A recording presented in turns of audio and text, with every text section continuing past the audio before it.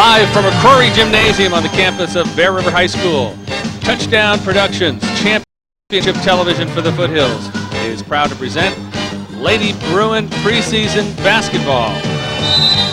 Tonight, your Bear River Lady Bruins take on your Placer Lady Hillmen in the final preseason match of the regular season right here on your Foothills Game of the Week.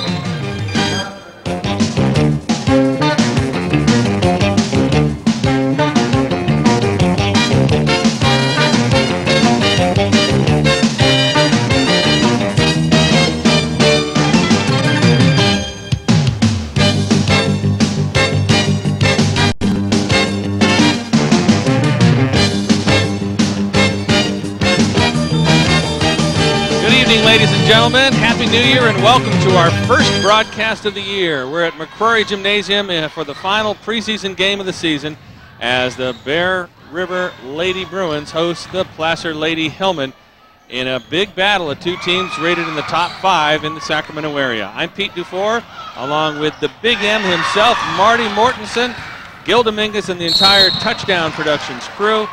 And Marty, we're going to start tonight's telecast with some bonus coverage for the fans as we watch the final minutes of the JV game, and it's been a good one. Placer's leading right now.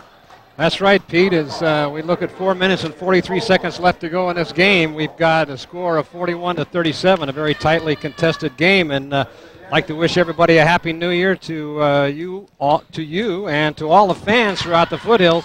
And now let's get back onto the floor for some of this bonus coverage for this JV game. This is Alyssa Jackson at the line for Placer's JV. She's a freshman, one of 4 that Dave Kerr has out there. And now we've got an official making a call, a lane violation? Called the lane violation on Placer, and apparently one of those points won't count. So it's 41-37, 4:43 left in this ball game. It was all Bear River in the first half. Placer has pulled ahead for the first time. Gunami Harding had a three-pointer to make it 33-32, and it's been a close one ever since.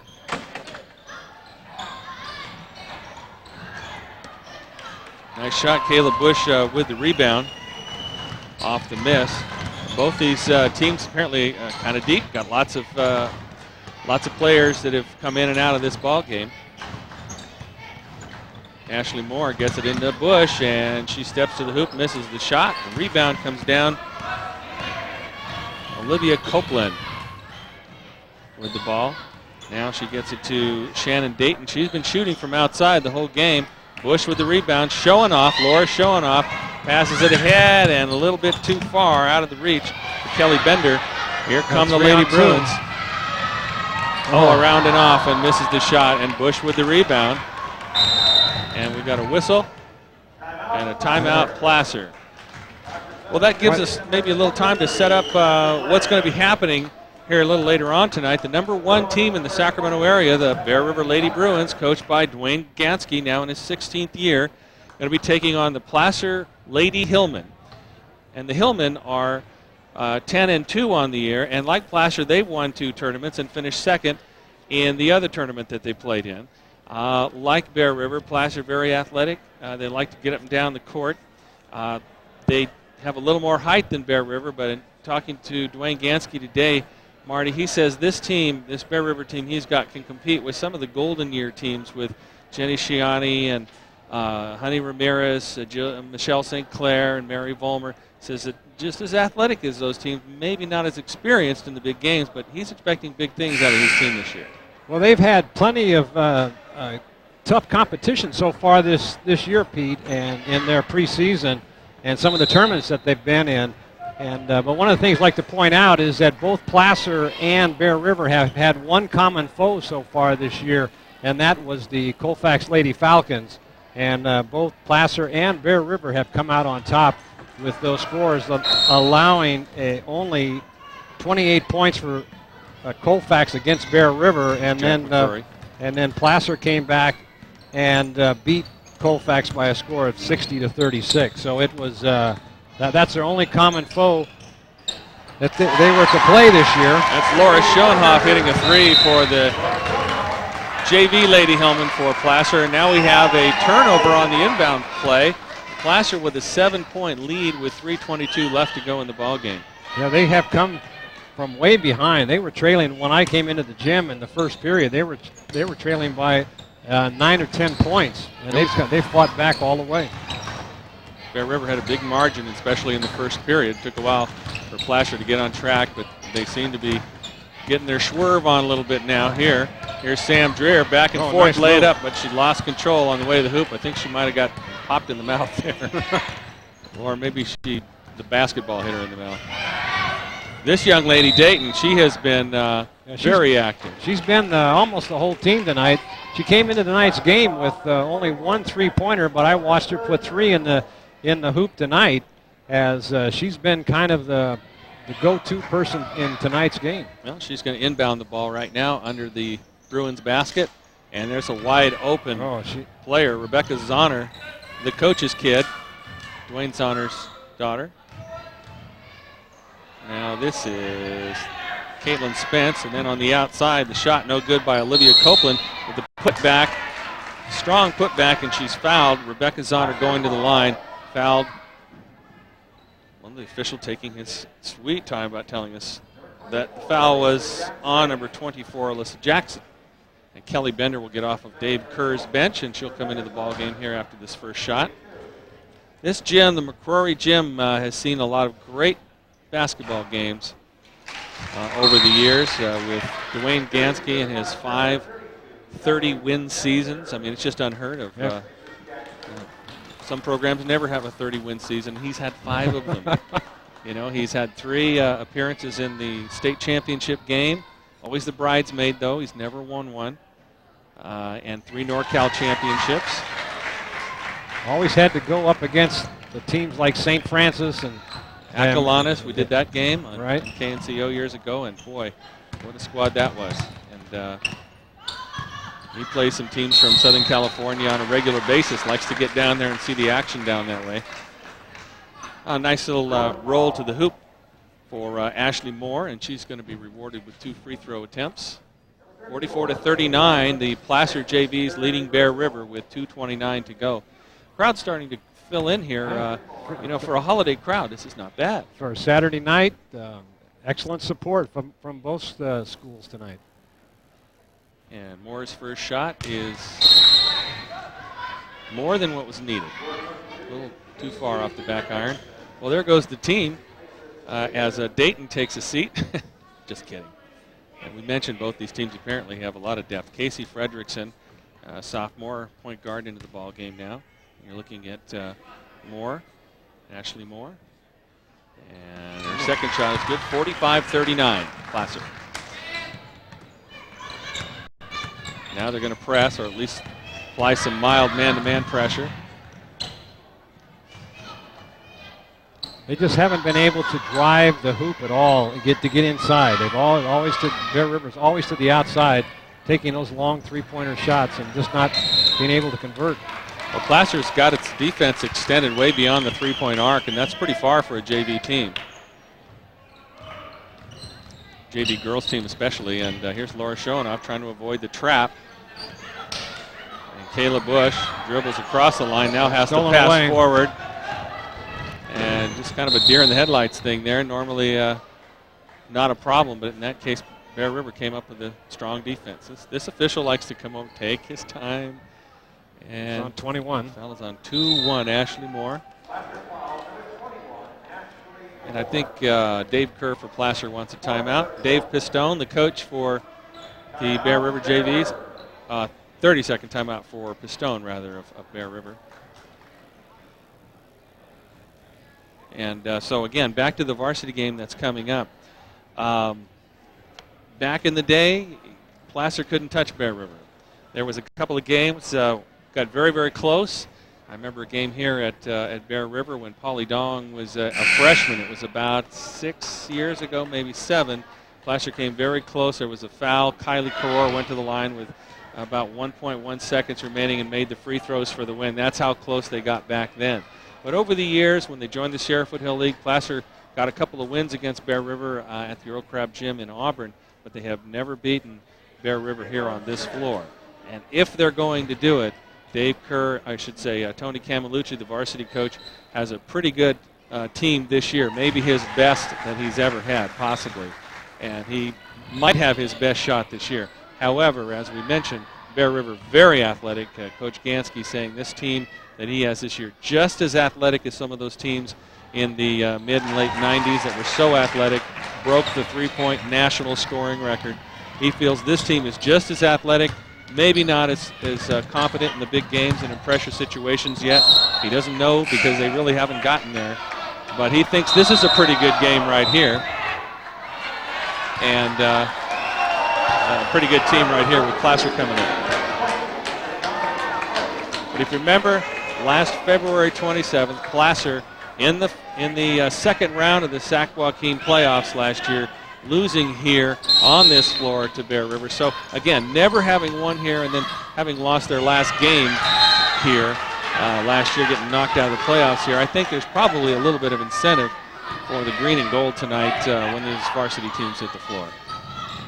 I hadn't realized that throughout all these years that Placer girls have never won on this floor. That's really amazing. Many games has been played here. Well, they've played about 9 games, and if you add them all up, 9-3. 9-3 is the record that DuWaine Ganskie gave me.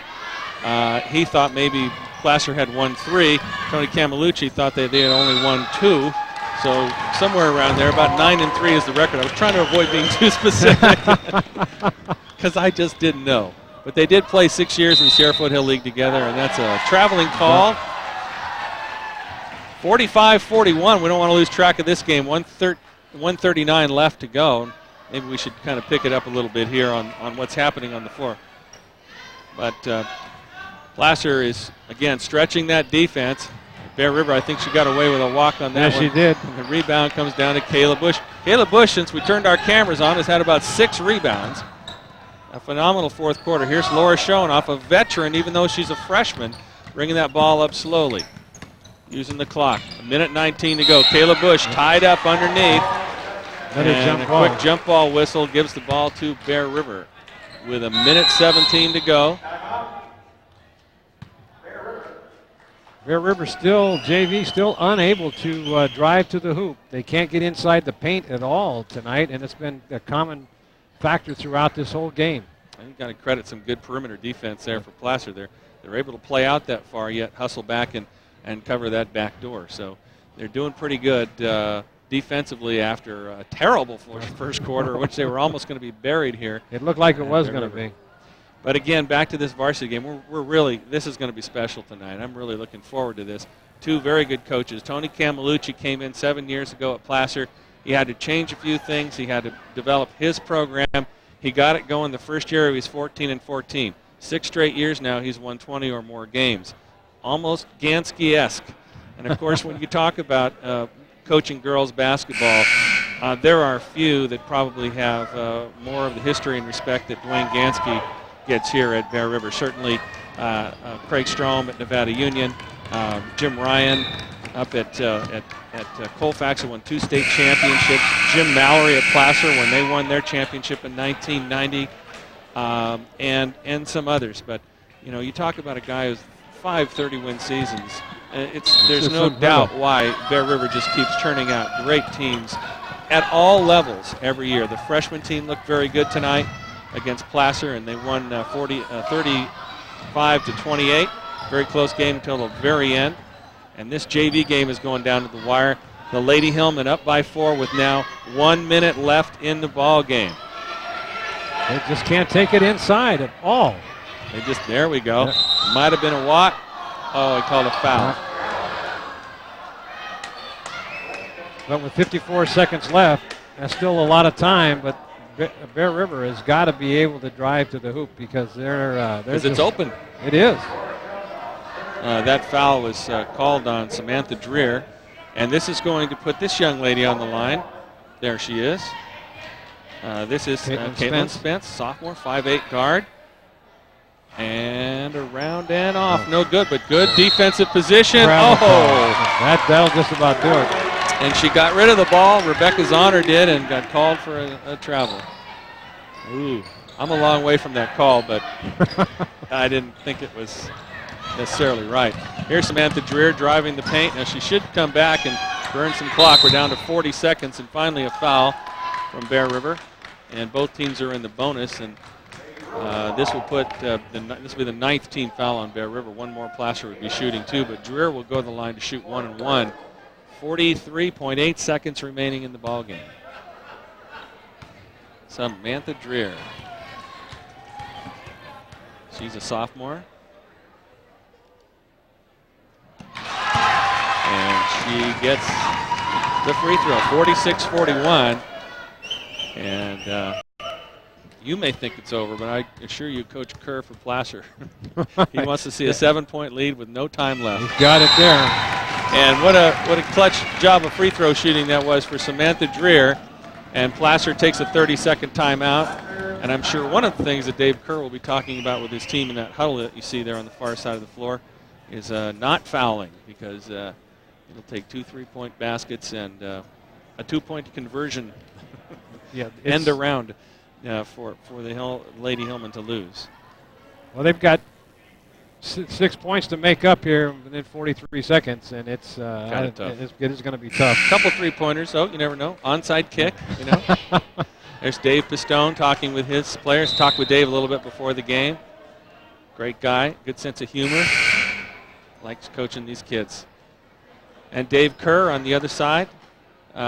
Dave has been a Little League coach and has coached in the Auburn area for many, many years. You see him there in the background with the green shirt.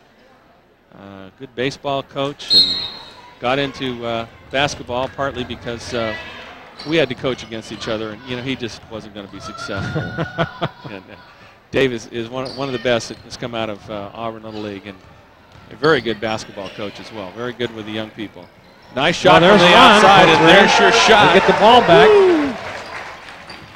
Get the right person's name here. That was Olivia Copeland again. Here's Samantha Dreer. 20 seconds remaining in the ball game. Showing off. She should just dribble out of trouble. Excellent free throw shooter. So they'll end up fouling her with 14.4 seconds left. That's not the person you want to send to the line, because she is. She's been making everything from that free throw line. This young lady I've known since about the 4th grade, and her dad, Norm Showenoff, has coached AAU and rec ball. One year he was coaching 3 teams at one time, just because that's the kind of guy he is. And his daughter is just a wonderful young lady. She's a freshman, and she missed that first free throw. 3-point lead for the JV Hillmen from Placer. After all that build-up we gave her. Yeah.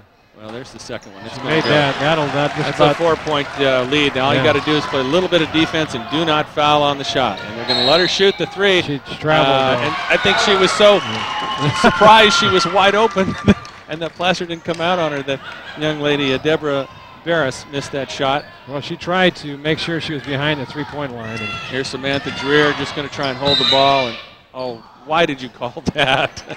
With 1 second left. The official blows a whistle on a foul that's about 28 feet from the hoop, and he's trying to cover the spread. You know what? You see him right there. Hal Kaiser is his name, and he is also a baseball official, very good baseball official. That's all I'll say about his basketball fishing. No, Hal is another guy who's been out there for the kids many, many years. And we always like to tease the officials, but what a tough job. And this other young man under the basket, he's learning the trade and getting some pointers out here. It looks like he's serious about his job, wants to do this someday and move up. And we certainly need more and more good officials every year, because there has been a shortage. They've had a difficult time assigning the number 1 rated officials to some of the big games.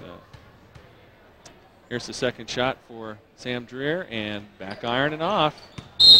Kelly Bender tipped that one out of bounds, but that's it. It's 48-44 was the final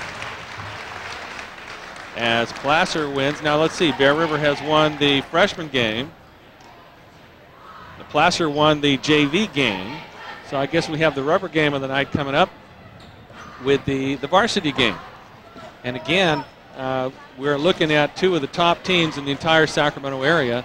and two very, very special players in the Sacramento area in the likes of Rachel Hare for Placer, who just is special because she plays this game with great intensity and skill and leadership. She's quite a gal. And then there's Chelsea Haverty on the other side, who is a senior wing player, 5'10" senior for Bear River, and she is also, you would say, in the category of one of the best in the entire area. So two great players, and they're going to match up.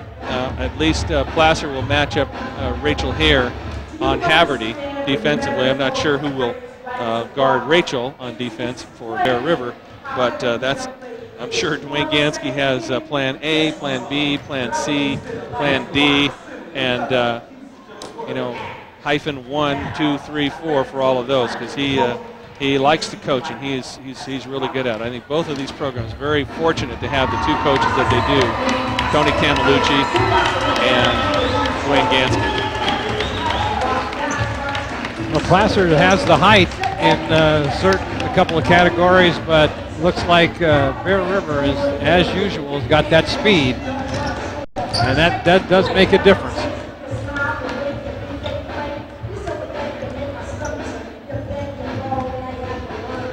Touchdown Productions presentation of Lady Bruin basketball is being underwritten tonight by Liberty Motors and Liberty Outlet. Owner Gary Alkenbrecht and GM Tom Rubino are your local Dodge Plymouth dealer in the Grass Valley area and are proud to present the new Dodge Ram pickup. It's Liberty Motors and Liberty Outlet. Hansen Brothers Construction and HBE Rentals. Morrison and Helen Hansen, along with Sue and Larry Peterson, can provide you with general contracting services and specialize in rock products from the Sierra Nevada. That's Hansen Brothers Construction and HBE Reynolds. Placer Title Company, Larry Ingersoll and his entire management team provide title service in Nevada and Placer counties and support local high school sports television in Grass Valley. It's Placer Title Company. Magnuson's Auburn Toyota. Magnuson's Auburn Toyota is proud to announce the arrival of Motor Trend's Car of the Year, the Toyota Prius, the hybrid gas and electric car, and that's at Magnuson's Auburn Toyota. Real Estate Center at Lake of the Pines. Larry Harley specializes in representing home buyers and sellers in Auburn, Lake of the Pines, and Alta Sierra areas since 1978. It can assist you with any real estate need that you have. It's Real Estate Center at Lake of the Pines. And of course by Touchdown Productions, championship television for the Foothills. Thank you for being part of our 23,000 weekly viewers throughout the Foothills who love to watch the best in local high school sports. We enjoy doing this. It's a lot of fun.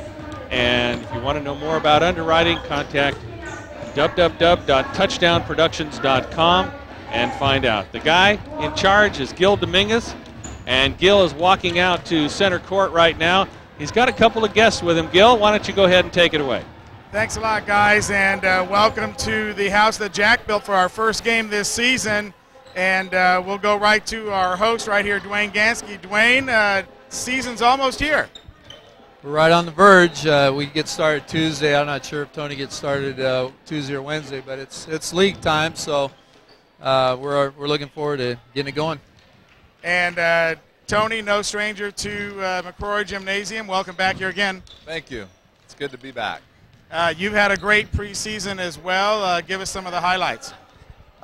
We won a couple tournaments, which is new for me, and having a 10-2 record is pretty nice. And we've lost a few close games against some good opponents, so we're trying to get over that hump. And a victory tonight would do that for you. That would definitely be a step in the right direction, yeah. And DuWaine, you guys have had some success in the preseason as well. Won a very important tournament, the Nike tournament. Right. We finished the last two tournaments. We won at Del Oro and in Santa Barbara. So, tournaments are fun, but it's a lot different. You're playing teams that they're not familiar with you. You're not familiar with them. So when you play a team like Placer, you start getting in the league, playoffs, the familiarity seems to change things a lot. So be interested to see how both teams respond tonight. Who are some of the key players that we should be looking for this year that are going to help the Lady Bruins? Well, I really like my my group of seniors. Kristen Cotney, transferred from Forest Lakes, playing really well for us, pushes the ball up well. Allison Cooley, who missed last season, didn't play basketball last season, but is back playing again now, and she's playing real well for us. Kayla Smith missed most of last year with mononucleosis, but she's picked right up where she left off and playing real strong. And then Chelsea Haverty is our one returning starter from last year, and she got MVP of the Santa Barbara tournament. Has been playing real good defense and gets us some baskets here and there. Just a few. Yeah, she's sometimes she struggles with a shot, but she's athletic enough where she picks up things and runs the floor real well. So it's always fun to watch her play. And of course, we've seen the Lady Hillmen once already this season, going up there to the House of Pain. A very aggressive game. We didn't get to a chance to talk with you after the game, but I thought the game was very, very aggressive right there. Maybe something new for the Lady Hillmen to play at that kind of aggression level. That was definitely a physical game. We knew that going in whenever you go up there. They don't call it the House of Pain for nothing, and that was good for us. So we're not afraid of playing physical, and in fact, our girls kind of like that. And no, they outplayed us up there, and he's done a nice job bringing that team around. So they just got us fair and square. Well, that was a great preview, though, for the audience back home. Of course, you know, ACTV Channel 20 in Auburn is one of our stations that we bring the game of the week to, and I'm sure a lot of the people got to have the opportunity to tune in and see the Lady Hillmen for the first time. Yeah, I've had a lot of people say, hey, we saw you on TV, and it's good for the kids and the grandparents in Forest Hill that don't get to come watch the games, and I think it's a real nice service for the Auburn area. Well, besides that, it's just good to take a look at the team early on in the season. We go back to February here. That was your last visit here. Second round of the playoffs. Things didn't work out as well as you planned them. No. We were hoping to score more points than they did, but it didn't work out that way. But I thought that was a very well-played basketball game by both teams. I think both our games that we played that year are, and they usually are when we meet up against each other. The girls, they have a lot of mutual respect for each other, and both programs, I think, are, when I started, I wanted to kind of emulate a program like this one, and I think we're getting there. And now we're about equal, and let's just see how it goes. And DuWaine, I was referencing that last game. When you play a team like Placer, it may be a team that you have to play in the playoffs, and so that kind of ratchets up the importance of this game, doesn't it? Yeah, I think that's why we scheduled this game, and a couple of games later is you want to play quality opponents that they're going to challenge you, and definitely Placer does that every time we play. Tony does a great job, and his kids play hard, and they are physical, and they're huge, and we're just going to hopefully be able to handle that size is probably my biggest concern, and see how we do against a team that will match us with intensity and match us with skills. It'll be a fun game. Now looking ahead just a little bit to league play, of course you're in the PVL and you're still over in the SFL. Anything happening in the PVL that you can see? Last year you guys kind of walked through the PVL, not much competition there. Colfax this year, who was one of your competitors, falling back in the preseason standings anyway. What can you see on the horizon in the PVL? Yeah, I'm going to be honest with you. I've only seen Colfax. We played them in the Del Oro tournament. I haven't had a chance to see any of the other schools, so we kind of going in a little bit blind. But I always feel at this point of the year we're just trying to play as well as we can and hope everybody else has to worry about us. And Colfax will always be a tough team because of the rivalry. They'll play us tough, and we'll have to battle them, especially there. But Mesa Verde, Lincoln, they're winning, so we'll see how it goes. We got Lincoln here Tuesday. That's right. The season opens up for him on Tuesday. What about you? Where do you open up? Wednesday with Wood Creek, and we go Wednesday, Friday, the first half of the league. And I haven't seen Wood Creek play yet, but every team in that league can beat any other team on any given night. So it's a battle every night. I'm really fortunate to be in that league, and we really enjoy that. So I think like DuWaine said, we just got to play our game. We can't concern ourselves so much with what other people are doing. So there's nobody in the SFL then that you're particularly looking at, or that's going to be a key game early on? No, because then you tend to overlook other teams. So we're just going to play one at a time and prepare for that one game and treat them all like it's the championship game. So you're on that Wednesday, Friday schedule now then? Right, for the first half. And then you're on the Tuesday, Thursday for the first half. Right. So lots of great basketball, whether you come out Tuesday, Wednesday, Thursday, Friday in the South County, Auburn area, you can catch some great basketball either here at McCrory Gymnasium or down at the Earl Crabb Gymnasium where we were for the Kendall. And what a great event that was. Did you happen to go by this year or you were too busy? I got there one night. I was allowed to go one night. We played on Monday night. Tuesday night I got to go, and the New Year's Eve is a family thing. So we were there Tuesday night, New Year's Eve. That was our New Year's Eve party down there. What a team that Foothill boys are. I never saw them play, so I don't. It's like watching the Kings. Oh. All right, well, listen, thanks a lot, guys, and appreciate coming down here and watching you guys play. DuWaine Ganskie and Tony Camillucci, one of our two great coaches here in the Foothills that we're so blessed to have, coaching our youth here from Placer and from Bear River, two strong programs. And as Pete and Marty were saying prior to the telecast, Placer really on the rise. Of course, Ganskie working his magic and always seems to put a good team on the floor. I will say watch out for Cotney tonight, the transfer from Forest Lake Christian. We've been watching her for a number of years over at Forest Lake and watched her last year at Arco Arena, and she's really going to be a big spark plug for this team. And you can tell just by the way she has her hair decorated tonight, guys, that she's got the war paint on and she's ready to play. So welcome to the first telecast of the new year. I'm happy to report that last year your game of the week was able to produce 129 television programs for you. I really hope you were able to tune into most of those as we cover the spectrum of sports for you in the Foothills and plan to do that throughout the coming year of 2004. So just about 3:13 left over, just about enough time to thank our last set of underwriters and talk a little bit more pregame. Let's go back right now to the Big M, Marty Mortensen, and Pete Dufour. Guys, back to you. All right, Touchdown Productions presentation of Lady Bruin basketball is being underwritten tonight by Plaza Tire and Auto Service. Second generation owners Mike and Mark Hauser offer auto repair service and are proud to announce the arrival of the new Michelin Hydro Edge with 85,000 mile warranty. It's Plaza Tire and Auto Service.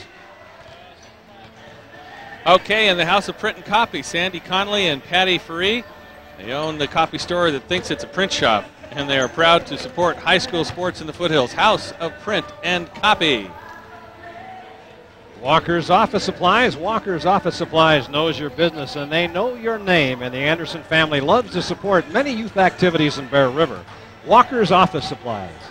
Francis Cinto and Associates. It's the start of the new year. Greg Francis and David Cinto have the resources to help you organize your personal or business bookkeeping tax needs. That's Francis Cinto and Associates.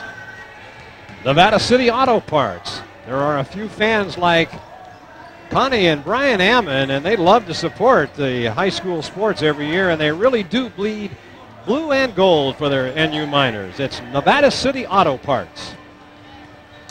And by Touchdown Productions, championship television for the Foothills, presenting the best in local high school sports since 1997. But a guy who's been here longer than that, believe it or not, is with us right now. You know what I want to suggest? Yes. One thing? He didn't get the memo about it's wintertime yet. You know, we should get a close-up of him, but we'll probably, he's sitting right behind us, and we'll probably get a little glare off the knees because he's wearing shorts tonight. But let's see if we can't get Jack McCrory into the picture here pretty soon. Well, Jack, we're here with a minute to go. It's going to be a pretty big game for the ladies program here at Bear River. Well, it's really neat because it's number 1 versus number 5. We're glad you're here televising this. It should be fun. And a lot of fun, you know.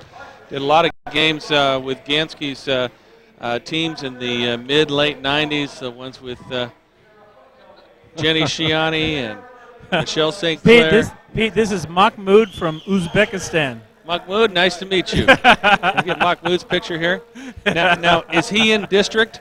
Yeah. Okay. I'm seeing if he has any Is he eligibility. going to come out for the baseball team? Or? Yeah. But Coach Ganskie says Hey, that starters come and compete. the squad he's got, though, he thinks is just as good as some of those old teams. Hey, thanks. All right. So I guess we better get on with these starters here. Coach McCrory is said, let's get those in here. And now we're going to see Placer introduced first. And we'll give you a little bit of information as we go along. Oh, first we're going to have our national anthem. I'll get mic 3 going and we'll pick it up.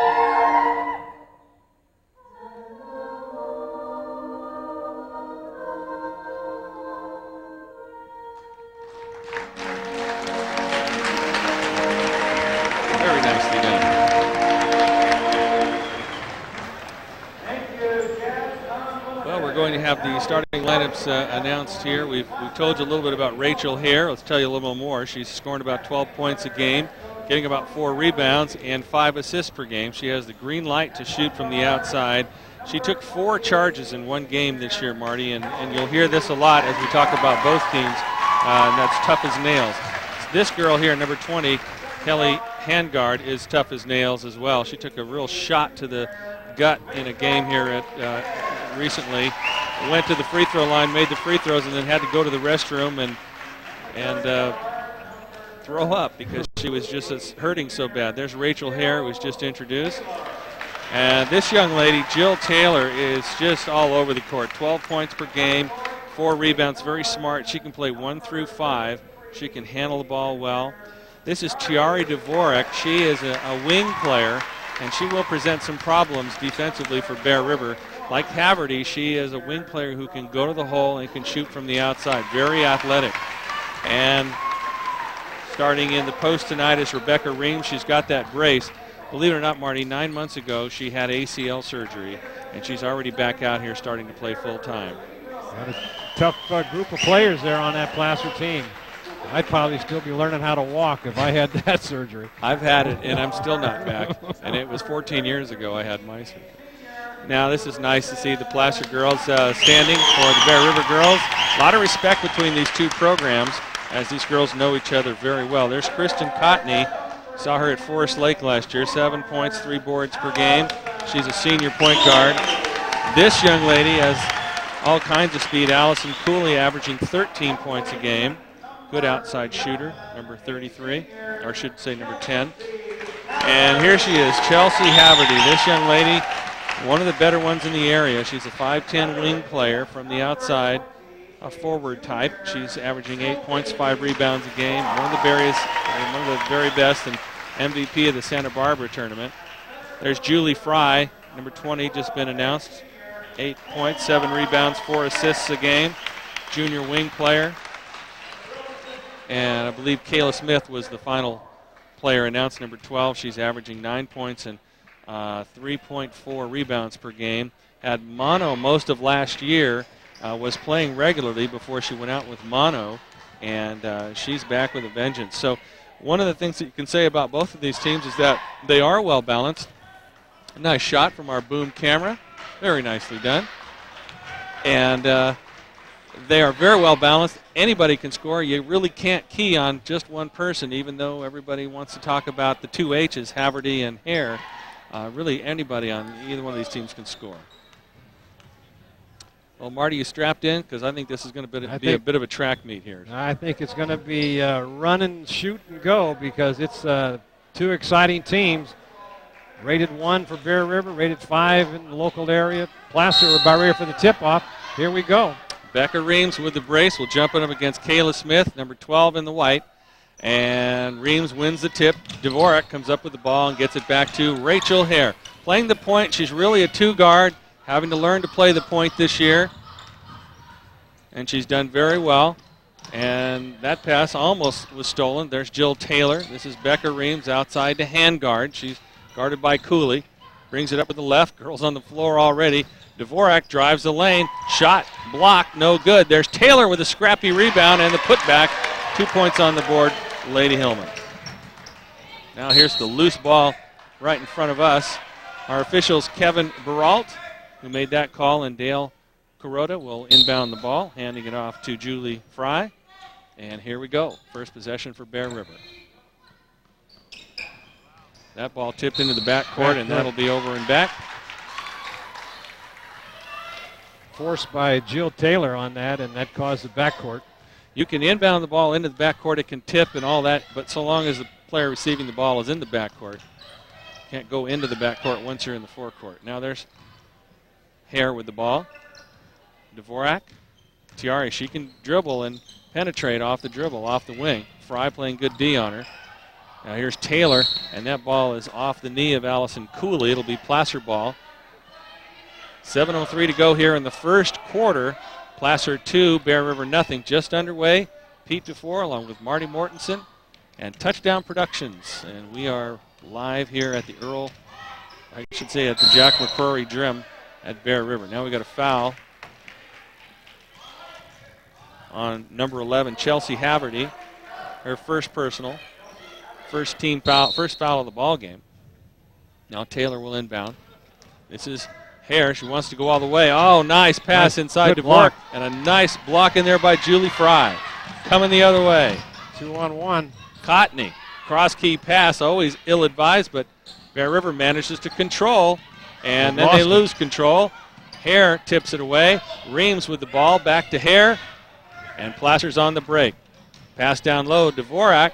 Up, gives it to Reams, left hand, no good, over the back, I think. Yeah, I think she came over the top. That should be a foul on Rebecca Reams.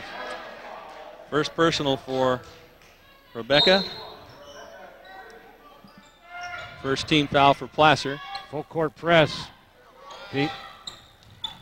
Let's see if they try to trap here in the corners. It looks like they're going to trap this. A 1-2-2, and now they'll just back out of it. Bear River with great passing, good diagonal passing. Oh. And the shot no good from Haverty.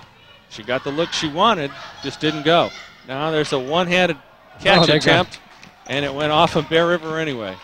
Yeah, Cotney tried to roll that off her fingertips, couldn't get control of it. Two hands, Becca. Here we go. This is Hare inbounds to Reams. She drives to the right. Now she steps and rolls that one in with the left hand. A little bit of English on that cue ball. Nice shot, Becca Reams. 4-0 Hillmen.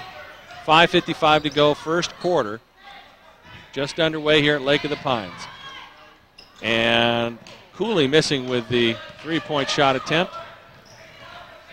Here comes Placer. It's like Bear River's kind of forcing the shots a little bit at the start of this game. Well, there's a great matchup right there. Haverty on Hare, and Hare will be on Haverty. So they're playing man-to-man, but trapping the ball. Sure. And Jill Taylor got tied up. I like the play of Julie Fry. She's a hustler and a battler. Placer again, getting beat with good diagonal passing. Good pressure by Placer. Very nice. Nicely done in terms of passing around the zone. And then the penetration. Julie Fry with the left hand. She's a lefty. And Bear River is on the board 4-2. Placer with the lead. Looks like Julie came over the top and fouled.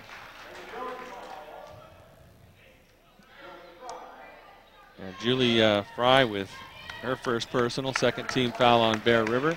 And Becca Reams will have a seat. Coming into the ball game for Placer is Taryn White. She's number 25. She's 6'2", tallest player on the floor. The shot from Hare, no good. And Fry with the rebound. Outlet pass to Cooley. Cooley guarded by Dvorak and trapped by Hangard. Almost a jump ball, but she gets it away. And then from the outside, it's Cotney, and around and off with the three. Look at Julie Fry with a rebound. She's fouled. Got a whistle. She'll go to the line and shoot two. Couldn't see who that was. Foul was on. 33. Tiari Dvorak with her first personal, second team foul on Placer. And Julie Fry will go to the line again for two. There's Julie.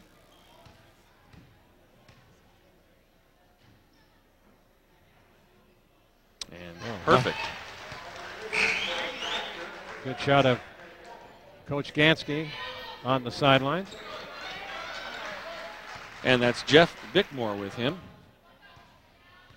his assistant coach. Second one is also good. Julie Fry ties it up. All 4 points for the Bear River squad. Pass inside gets away off of Dvorak, and it'll be Bear River ball. Pass a little bit too hard by Hangard. Just got away from off the baseline. Nice lead pass. There's a outside shot from Cooley, no good. And the official here, Dale Kuroda. She's going to call Julie Fry for over the back. Over the top. Second foul on Julie. She's going to have to come out. Well, that's a tough loss early on for Julie Fry. Into the ball game be Carly Kephart. Well, I shouldn't say it's a tough loss. Carly Kephart is averaging 7 points a game and 3 assists a game. She's a real spark plug off the bench, and she's just a junior for DuWaine Ganskie. Now this is Hangard. Oh, there's a lot of battling going on under there. Dvorak passes off. Taryn White misses the shot, and the rebound comes to Haverty. Look at her take it up the floor. And stopping for the shot is Allison Cooley. Nope, passes it off to Haverty, around to Kephart in the corner, and on the way to rim it out is Cotney. And look at Haverty with the left hand put back, no good. That ball is green ball, knocked out of Rachel Hare's hands from behind. Placer will inbound. Wow, this is a lot of banging going on underneath. This is no dance. No, it certainly isn't. Cotney's got 3 balls in the rim and out on those 3-pointers. Official got a little too close that time. Now running the lane and a little out of control. Oh, and they call a block. They bailed her out. Amanda Gilming forcing the issue, and drawing the foul. And that foul is on number 12, Kayla Smith, her first personal. It's the 4th team foul on Bear River. Still tied 4 apiece, but this is Gilming at the line. And it's around and in.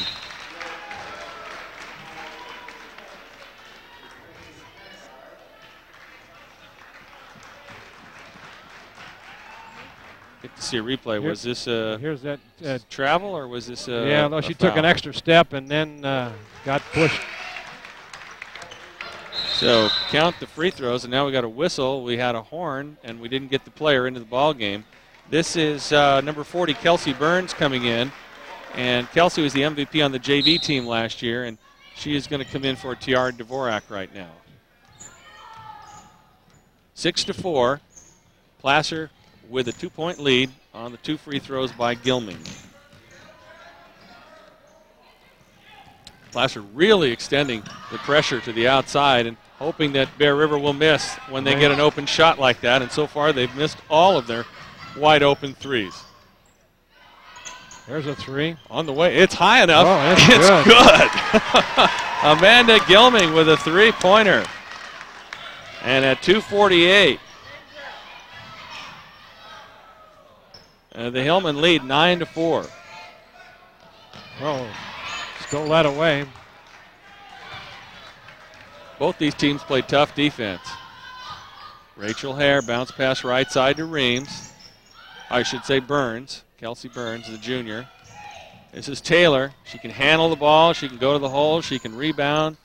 But from the outside, the shot's going to be up and no good by Taryn White.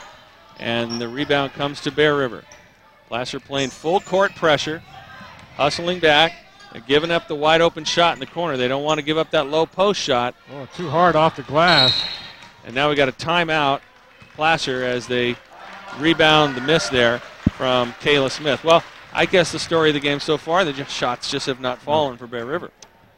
4 3-pointers have been in and out. No good, so that takes away a lot. Of course, they're not having too much success in the paint at all. Let's take a look at this this last wide open shot. Just an example. There's Haverty. No, I beg your pardon. Haverty going in. Go ahead, Marty. Oh, she had a good look, fadeaway jumper, and just too hard off the glass, too high, and couldn't go in. So they're still trailing by a score of, now they dropped the score down to 8-4. So it looks like Amanda missed that second shot. I thought she did, but then they threw it up as she made. That's what it was. They didn't give Amanda Gilming the three-pointer. They made it a two-pointer. So. Well, she was outside the paint. That doesn't make any sense whatsoever. No, I mean, I don't. Now they're going to go back to 9. I thought so because they heard you, Marty. Yeah, because when I looked at her, she was about a foot behind the three-point line and had a nice arc on that ball. 2 minutes left to go in this first period. 9-4 your score. Here's Taylor with a left-hand dribble. Out to Hare, guarded by Cooley now. Took Haverty off of her. Kicks it back to White, right elbow. Down low, Burns, spin move, good. Now that's how you do it. 11-4, Placer with the lead. Very well executed. Nice drop step at the time. And there, that ball's knocked away by Hare, and they say that, she got Lauren Jurek on the arm. Now, Lauren Jurek is a nice big gal. She's a 6-foot freshman into the ball game now. Here comes Haverty to inbound the ball. She gets it to Cotney, a transfer from Forest Lake, the Division V champions last year of the section. Here's Cotney. She's going to be open. Nope. Back to Cooley. In the corner to Kephart. To Cooley. Wants the baseline. Nice move. There Pops she goes. From 12 feet. Kristen Cotney gets on the board. She's got 2. It's 11-6. Placer with the lead. We're coming up on the 1 minute mark here in the first period. Nice lob down low to Kelsey Burns and misses the shot. Boy, she was wide open. Great lead, great feed. Just couldn't make the shot. Good vision by Rachel Hare to get that ball to her, and then she slaps it away on the other end, and Manny comes up with the rebound. Former baseball coach here at Bear River many years ago. Now, Handguard's going to come into the ball game, and with her, she's going to bring Felicia Myers, number 5. Coming out will be Rachel Hare and Amanda Gilman. Good move by Coach Camillucci with 50 seconds to go in the quarter. Prevents anybody from getting a foul and gives them a little extended rest there. I'm sure that they'll be back in the beginning of the second period. Well, we haven't seen Rebecca Reams back in this game after she came off. She was limping a little bit, so we'll have to see what happens there. Oh, and Taryn White, who it goes 6'2", the tallest player on the floor, stuffed that one with 39 seconds to go. Handguard looking back door with Taylor, stops, lefty off the glass, no good. White tries to save it off of Bear River. It'll be Placer ball. 11-6, 32 seconds to go. First quarter here at the McCrory Gym, Lake of the Pines campus of Bear River High School. Pete Dufour with Marty Mortensen and the entire Touchdown Productions crew. Game of the week. Happy to have you here with us. The center of the girls basketball world right now. Number 1 versus number 5. Bear River hosting Placer. This is Taylor. Out to Burns. Well, she had a shot. She didn't did. take it. She's not a big outside shooter. And that one rolls around and in for Jill Taylor. 13-6, Placer with the lead.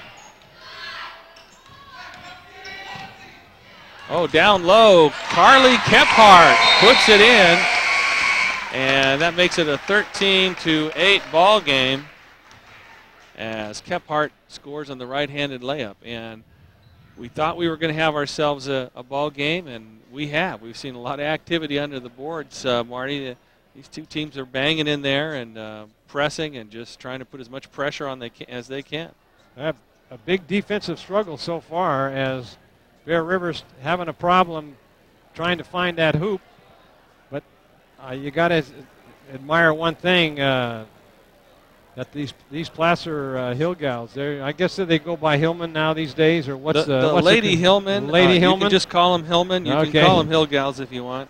It's okay. That's what I knew them from in the past. Yes. But they definitely have the height. That is going to be an advantage here against Bear River. As Bear River, like we saw in the JV game, they are just unable to get the ball inside the paint. And that continues here in the varsity game. As same thing within the JV game. Let's take a look at that basket by Carly Kephart. Haverty with the pass, the lead pass over right White. Good layup right off the glass. Goes for that right at the buzzer.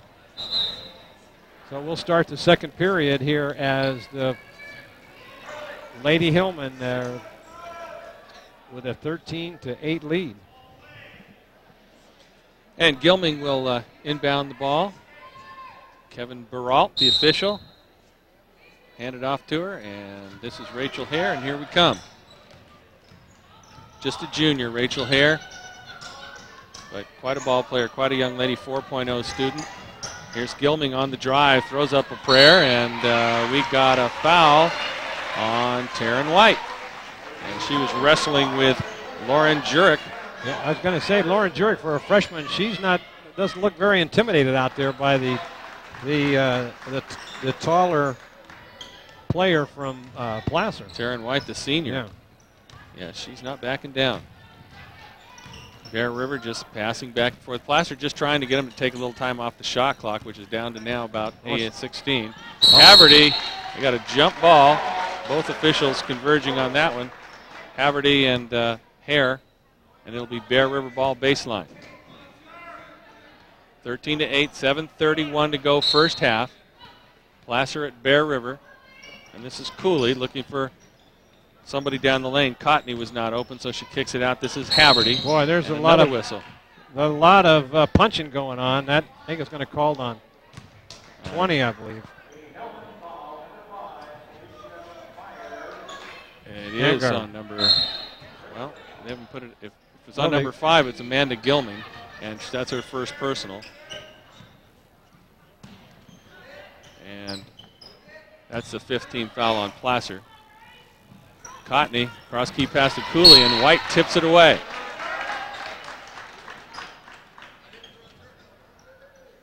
This is Kephart, the junior, inbounds. Cotney in the backcourt to Cooley. Got a high post Haverty. They're trying to keep, Placer's trying to deny her the ball. Handguards in front of her. Here's Cotney, and then they find Haverty. Cross key pass, and there's Kephart. Barely looked at the rim, got the shot off. Now White saves it and does so at the end of the 30-second clock. I don't know what they're going to do about this. They didn't reset the 30-second clock. The players should not have stopped. They should not have blown the whistle. And now that they've blown the whistle, the only thing they can do is give it to the team that had the ball at the time, and I'm not sure who had it. I guess Bear River. No, it was Placer. It was? Yep. Okay. Yeah, that's a bad. It's not a good break when the ball's loose like that and the shot clock goes off. They needed to reset that, but that happens. I've run the shot clock once, and I had two coaches, Craig Strom and DuWaine Ganskie, mad at me within 5 minutes. I'm never doing that job again. Didn't see what happened there. Away from the ball, we have Dale Kuroda calling a foul on Bear River. I should say on Placer. It's the 16th foul on Placer. I'm not sure who it was on. I haven't put it up on the board yet. But regardless, here comes Bear River. That foul was on Rebecca Reams. That's her second personal. And wide open is Haverty. I think it stunned her. Yeah, she had nobody in her face. She just threw it up there and hit the back of the rim. This is Taylor, right wing. Gets it down low, and there's going to be a travel call on that was questionable. Rebecca Reams. Well, after she got rid of the ball, they called traveling. That doesn't look good. Okay. Here come the Lady Bruins, and a nice pass to Tony Camillucci there. I thought Coach Cam did a good job catching the ball in triple threat. You know, he had 2 hands on the ball. I just he could have shot, dribbled, or I don't know what he could have done. But Tony Camillucci's been a godsend to the Placer program. Came down from Forest Hill, and he's had a number of Forest Hill players come with him. 4 of the 5 starters for Placer are from Forest Hill. Nice east-side fade. Nice vision by Handguard to find Taylor rolling to the hoop, and then Handguard almost steals the ball away from Kephart. 5:45 to go in the first half. 15-8, Placer with the lead. Cooley from the corner. She doesn't even get off the ground when she shoots. Kind of an interesting delivery there. But Bear River ice cold from outside so far. Here's Hare. Outside, Handguard will fire away, and she misses the shot. And there's Kephart again. Carly doing a good job off the bench for Bear River tonight. Going down the lane is the freshman, and she scores, Lauren Jurek. 2 points for the freshman. 15-10, Placer with the lead. This is Reams. 1 dribble, picks it up. Taylor, guarded by Kephart. Right side, White. She's guarded by Jurek. Misses the shot. Rachel Hare is there, and that's money in the bank. Rachel Hare loose under the basket. Count it. She's got 4 points. And out of bounds, it'll be Placer ball.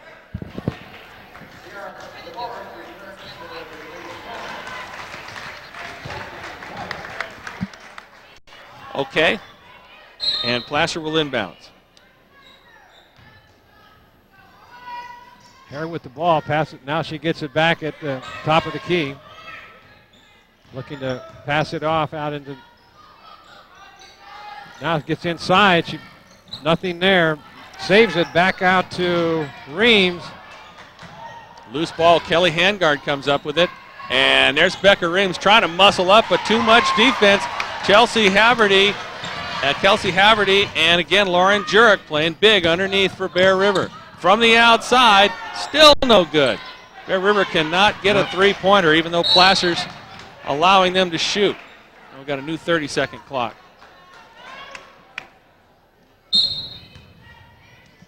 Vanguard inbounds the ball to Hare. Hare will bring it up.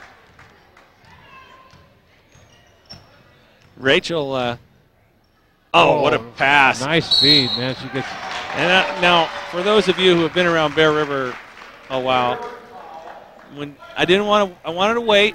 I didn't want to say anything until you got a chance to see this young lady, Rachel Hare. But that was Honey Ramirez-like. Honey would find people that weren't even in the game for wide open shots, and they'd make them. And Rachel has that kind of vision, and she's special, and she's only a junior. Here's Handguard with the second shot. She anticipates where the player is going to be and passes the ball right to the spot. Double teamed in the corner is Cotney, no problem. Gets the jump pass away to Cooley. That ball's tipped by Taylor. And here comes Cotney again to Cooley. Leads Cotney to the right wing. Back out. Handguard anticipates and steals from Julie Fry. And here comes Hare again, seeing ahead, seeing the whole court. And there's a reach foul on Julie Fry. That's her 3rd personal of the first half. And she's going to have to come out of the ball game for the rest of the first half, I'm sure. DuWaine Ganskie looking down his bench, and he's going to bring Carly Kephart back in. And coming in for Placer will be Amanda Gilming. She'll replace Handguard. 18-10. Timeout called by Bear River. 18-10, Placer with the lead, 3:25 to go in the first half. And simply put, the reason that they have the lead, both teams are hustling, both teams are working on defense, both teams are banging the boards, but one team is not shooting very well, and that's Bear River. They're struggling with the 3-pointers, and that's all they've been having a chance to shoot.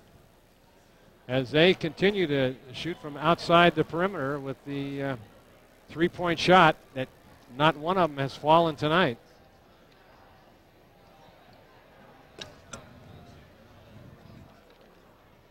Take a look at the replay of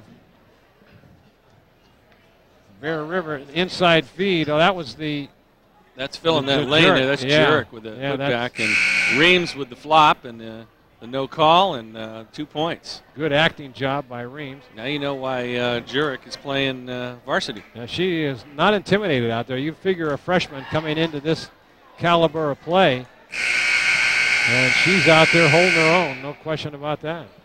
Look at the Placer bench there. Tony Camillucci, 6'6". And again, I don't know where we'd be without the whole Forest Hill connection to Placer High School, because you look at these starters out there, and most of them are from Forest Hill, and one's from Dutch Flat, or Alta. That ball tipped away by it's going to be Kephart. Ball. Good hustle by Kephart. Excellent ball hustle by the junior, Carly Kephart, number 3 there. Tied up Taylor, and here come Bear River. In the corner, difficult place to be passing the ball, but no problem, just pass it back. Good vision. Here's going to be the shot again, but Cooley passes it up this time. Here's Haverty down low. Just too hard. And Kayla Smith could not control it. So the score remains with 3 minutes to go in the first half. Placer 18 and Bear River 10. The Hillmen versus the Bruins. Hare with the spin move and the drive to the hole, and she's going to go to the line as Kayla Smith, I believe, will be called for the foul. That's the 7th foul on Bear River. Placer has 6. That's Kayla's second foul. And Hare, a rare miss for Rachel Hare from the free throw line. Not even close. It was on line, but it was a ball length short. This one is around and out. And Becca Reams with the rebound. Taylor thinks about shooting, now does. The lefty off the glass. Jill Taylor. That's her 6th point of the night. 20-10. Boy, Taylor with the shot.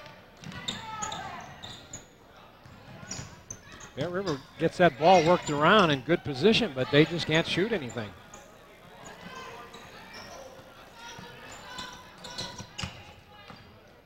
This is Kephart, the junior. Ducotney, the transfer. Oh, nice move. Get it inside. Here's Haverty at the shot clock buzzer, and no good. Rebound.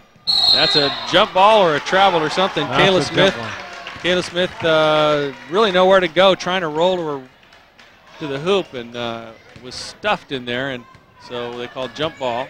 Kevin Baralt, the official. This is Hare at the paw. Here's Taylor. Looking for the lob to Dvorak. Wasn't there. That was Burns that gave her the ball back, and now she'll roll to the hole and do it again as Burns kind of cleared out underneath the hoop for her. She double dribble. We got a carry call from Dave Kuroda, the official. And so Taylor, I've got Taylor with 6 points on the night. And I think we got a timeout for Bear River again, a 30-second timeout as DuWaine Ganskie wants to talk about the last 1:46 to go here in this first half. Only 10 points for Bear River, and I don't know how many games you would come to here at the McCrory Gym and watch the Lady Bruins play and only get 10 points in the first half. Pretty rare. I'd say the first 5 minutes normally for Bear River Lady Bruins, but tonight they're struggling as they are unable to find the hoop with anything that even resembles a shot that could go in. Here's the replay on that fight. She kicked it as she went out of bounds. Good hustle by Carly Kephart. Her dad is a coach here at Bear River, has coached the baseball program and plays men's senior baseball. Very good athlete. Mom, too. Stolen away. There she is, Haverty. Now what do we have? They're going to call a foul on. It'll be on Placer. I believe it's going to be on 33. Dvorak. Actually, that almost penalizes Bear River in a way because I think Haverty was on her way to the hole. She had a breakaway going there. Good possibility. Man, they can't even get one in there from the free throw line. They should have just let that go. A good official will see something like that. I'm not suggesting that Dale Kuroda is not, but on a breakaway, let her go. Unless you give her a deliberate foul. Kick out. Here's Hare for three. Missing the shot, and Burns with the rebound. There's a travel, no call there.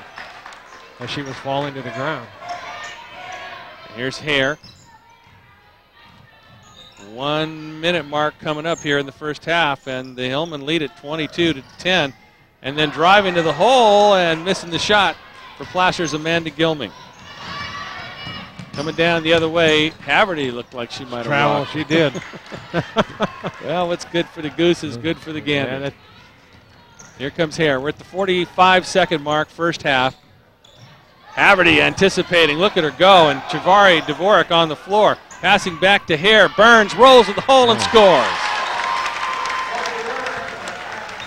24-10. Placer.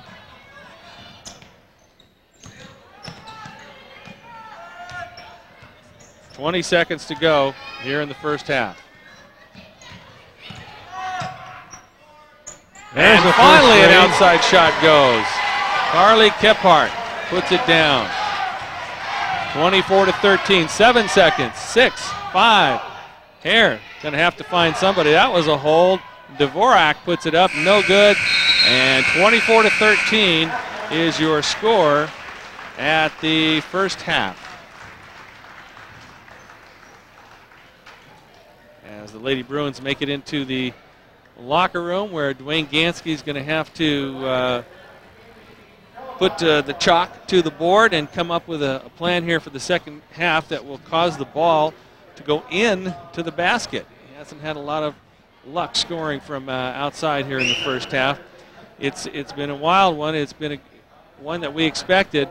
These are not dance teams out here. These are girls basketball teams, and they're playing that the style that used to be called Bear River basketball. More and more teams are playing that now. Placer is certainly beating them at their game, so to speak, under the boards, and they're both actually being very physical, but it's just that one little thing.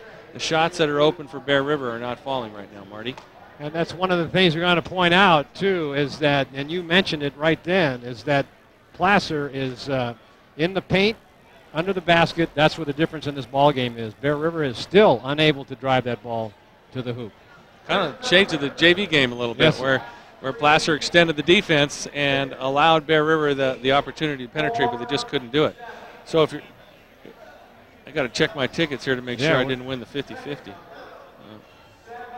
We'll see here. But this has been a good one, and we're looking forward to a good one in the second half now. Well, you want to lead us into Touchdown Productions presentation of Lady Bruin basketball is being underwritten tonight by Liberty Motors and the Liberty Outlet. Gary Alkenbrecht, Tom Rubino, and all the guys over at Liberty Motors wish you and your family a prosperous, happy new year. It's Liberty Motors and the Liberty Outlet. And Hansen Brothers Construction and HBE Reynolds. Rental manager Craig Arthur has a full rental facility. Can assist you with a variety of rental equipment for your home or business, including backhoes, trenchers, and aerial lifts. Hansen Brothers Construction and HBE Reynolds. Placer Title Company, Larry Ingersoll and his entire management team can provide you with title services in Nevada and Placer counties and love to support youth activities. It's Placer Title Company. Dick Wertz, former principal at Bear River there. Magnuson's Auburn Toyota. Magnuson's Auburn Toyota serves the community you live in and is a proud sponsor of youth sports in our area, and they wish everyone a safe holiday season. Magnuson's Auburn Toyota. Real Estate Center at Lake of the Pines. Owner Larry Harley is proud to support high school sports in the Bear River community, and he loves to donate his time and energy to the youth of our community. Real Estate Center at Lake of the Pines. And by Touchdown Productions, championship television for the Foothills. We hope you enjoyed the holiday season and continue to join us each week as we present high school basketball on the road to Arco Arena.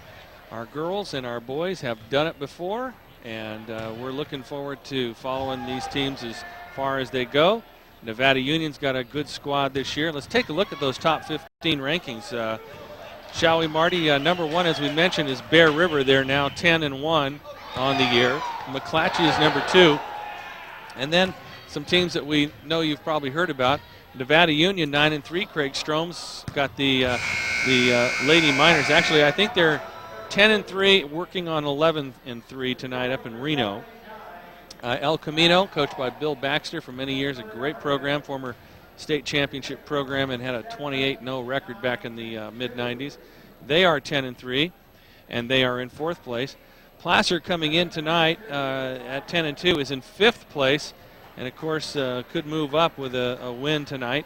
Roseville 11-2, and they've got a 6-foot center, Erica Ryan, and a sophomore, Gretchen Tiernan. And Placer will have to deal with Roseville 2 times in league play coming up before too long. As a matter of fact, they do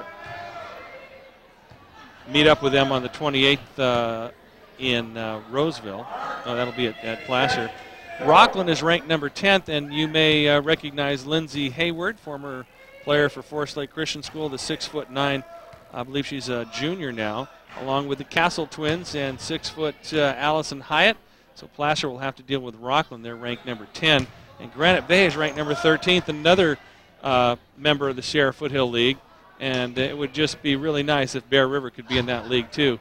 Be one of the better leagues in the area. Let's take a look at some replays here and see what we have. We have a loose ball here as Rachel Hare is getting on the floor and tripping up Allison Cooley. Cooley saves it on the floor, but it goes to Kelly Hangard. Kelly is looking for somebody to pass to, and I think she finds Rebecca Reams right there. She does, and Reams puts it up and off the glass. It doesn't go, out of bounds. It's kind of a hustle play that we have seen quite a bit of tonight. A lot of activity that doesn't show up in the scorebook, Marty, but a lot going on in this game. And you can see that Placer had some good looks at that basket, but just once again, just a little bit too hard off the glass. Good hustle by both squads, and there's a shot from downtown by Cotney, and it doesn't go. Only 1 3-pointer for Bear River in the first half, and that was right near the buzzer. I should have figured that out. Well, we watched them all night long. And Carly Kephart is number 3, and Kristen Cotney is 33. And they have both been shooting the threes, but so far Carly with the only one that has been true for Bear River. 2, 4, 6, 8, 13. Chelsea Haverty with 2.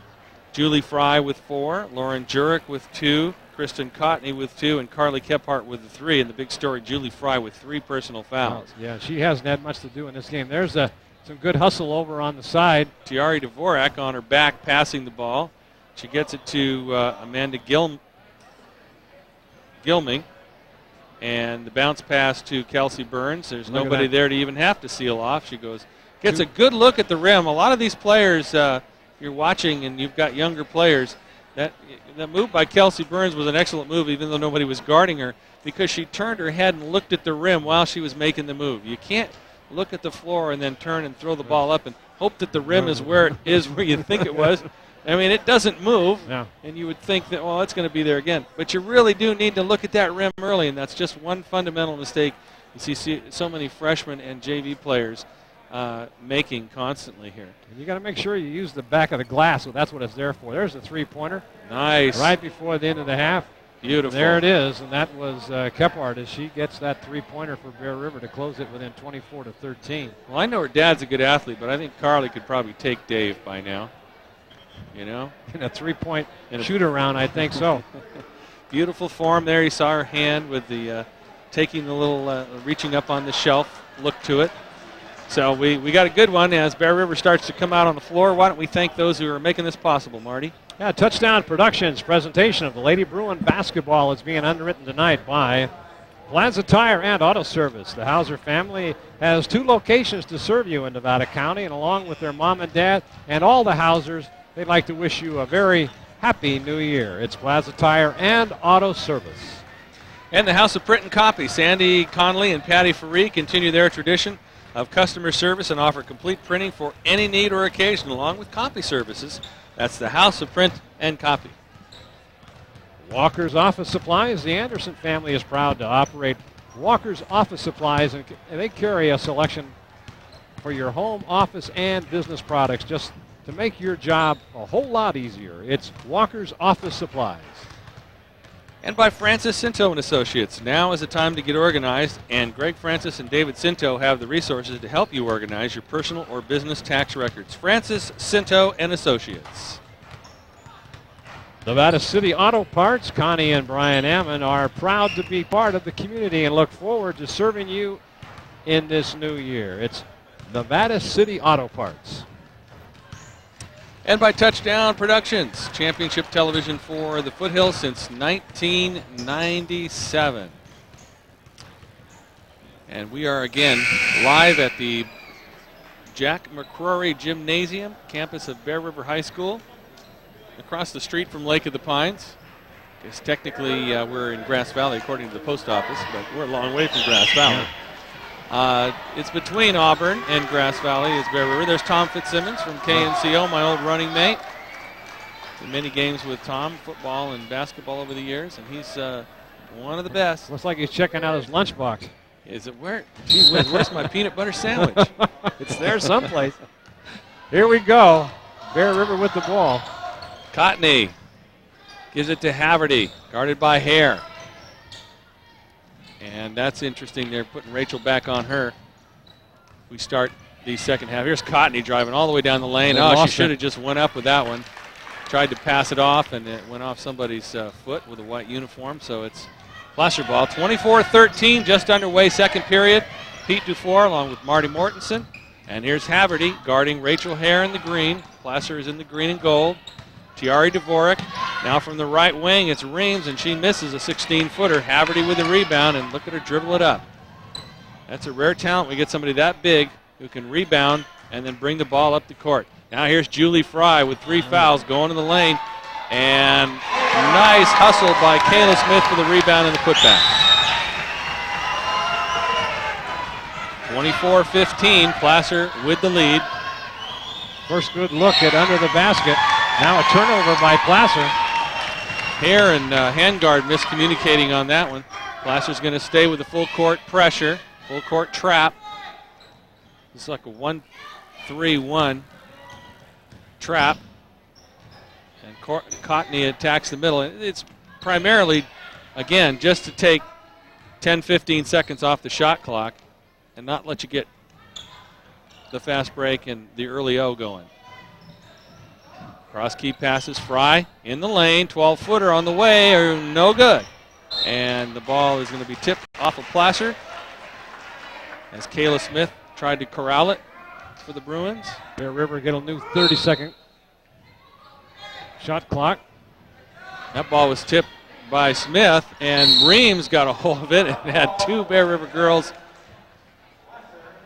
that were being swung around. Kayla Smith and I like this Allison Cooley. She's a leading scorer, but she doesn't have a bucket tonight. No, she hasn't. Well, she's taken a lot of attempts at 3 points. Nothing successful. Here's Becker Reams. Travel She's call. Get called for the travel. Well, she's still favoring that left leg, so she went out early in that first period. Well, the brace after the ACL operation 9 months ago, the brace does limit her mobility a little bit, but she has just been getting to the point where it hasn't been hurting her at all to play and hasn't been sore. So it's a good sign for Tony Camillucci as they head into the league season in the very tough Sierra Foothill League. Kayla Smith with a 12-footer.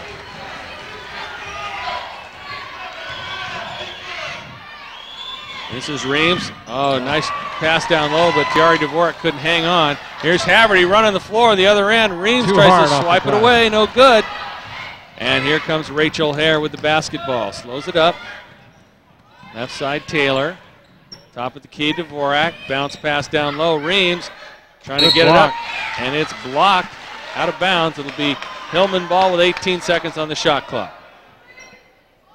This is a whole different game when Julie Fry's in there. Oh, she brings up the intensity, does she not? There's Taylor, and then Reams misses on the putback. And that one's going to be off of Jill Taylor. It'll be Bear River ball. I was really surprised that Reams missed that Oh. because she had a real good look at that basket. I think you were the second person surprised. The first person was Rebecca Reams. Yes. Probably right when it left her hand. Oh, bad pass. That'll drive a coach nuts. So Placer again against no pressure. Bringing the ball up, Rachel Hare, one of the area's best, guarded by one of the area's best, and Chelsea Haverty. Outside shot, no good. She's missed 2 from the arc. Here's Cotney. That was almost an over and back. She is very quick off the dribble, this young lady here, Kristen Cotney. Yeah, she does a lot of no-look passes. Just got a great first step, too. Playing catch weight. Look how far out Placer's defense is now. They've kind of gone to the zone. And well, too hard, no, off the glass. Didn't use it. they're going to dare Bear River to try and shoot around that zone. They haven't had a lot of success in the first half. Hare with the ball to Taylor. Cooley takes away her left side, but she passes it that way anyway. Dvorak around to Hangard. Here's Reams out on the wing, and miscommunication again with Hangard. Nobody was there. Official got in the way on that fast break. Oh, there's a I got a jump ball as Hare ties up Cooley. Looked like Cooley got banged a little bit from behind. The fans down that area wanted a call. 24-17. Placer was ahead 24-10 at the half, and Bear River scored 7 straight points. no, that was 24-13. Oh, I beg your pardon. And, Well, they Kayla still have Smith, scored yeah, 7 straight points. 4 straight points. 4 in the second half Yeah, and 3 at the that's buzzer exactly. in the first half. Oh, there's A sandwich job. and that looked like White is going to be called for that. Let's see who they Fouls call. on Tiari Dvorak. Oh, okay, I missed that. That's her second personal, and it's the first team foul of the second half. Here's Julie Fry. They're looking to trap her in the corner, and they kick it all the way to the top. Haverty for 3, and if that ball goes, this is going to be more of a ball game. That's her first points of the game.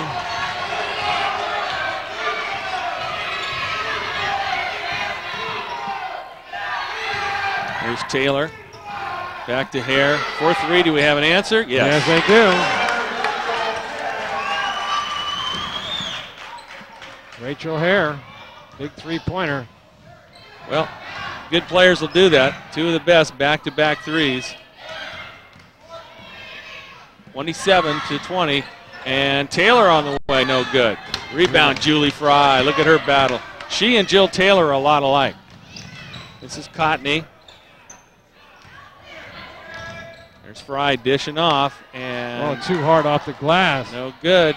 And the putback blocked by Taryn White. Oh, And they the have rebound. 4 shots at that, and not one of them went. 27-20. Hare behind the back. Spin move. She'll take an 18-footer, no good. Rebound, Haverty. Here she comes. Somebody's got to stop ball. Passes to the left. Fry. Down low. Turn around. No good. Short of the rim, Kayla Smith. And now we got a whistle and a timeout. It's going to be timeout Placer. 30-second timeout. Boy, a lot of action going on in this third period, and not much scoring, but I tell you, the girls they're playing hard out there. And if the shots start falling, this thing could really turn into the track meet we thought it was going to be. You see Coach Cam talking there with assistant coach Dave Kerr, the JV coach, looking on. And here's the Bear River bench. That's assistant coach Jeff Bickmore, an Aussie. He's told he's from Australia. Big guy. I think he and Coach Cam could probably win a few jump balls. and the dean, DuWaine Ganskie. 27-20, 2:30 mark to go, third period. Placer with the lead here at Bear River. Bear River #1 in the Sacramento area, 1 loss on the year. Got another whistle. Now what are we doing? We'll let them play in the first half, and now we're blowing the whistle. There's a block call on Taryn White with the foul. And I have her with 1. That's her second personal, rather, and second team foul on Placer. Fry shoves the ball forward and tipped away. Hare anticipating. She comes back with the ball and passes to the left side, and it's off of Bear River. It'll be Placer ball. Boy, that was a bad break for they for Bear called a River. foul. Called a foul on Kayla Smith, and that's her third personal. That is Julie Fry and Kayla Smith with 3 personals apiece. That ball out of bounds. It'll be Placer ball once it stops rolling. 2:06 to go, third period. Placer 27, Bear River 20. Rachel Hare, the junior, to inbound. And she didn't get it into anybody in time, and Tony Camillucci just cannot believe it. Good coverage by Fry as she caused that ball to be thrown away. Kelsey Burns into the game, replacing Taryn White. And Placer, again, trying to just slow things up here. A great diagonal passing on the part of Bear River. Look at that. That's how you beat a press. No dribbling, just pass diagonally. Not one pass, and here's the shot. There, she's And finally got one. rhythm, 1 for 6. When you get that kind of rhythm going, there you go. That's her first points of the game. Kristen Cotney makes it 27-23. That was Cooley. Oh, it was? Yeah, it's Cooley. I beg your pardon. Boy, she answered for a 3 right back. That's twice in a row now. Rachel Hare.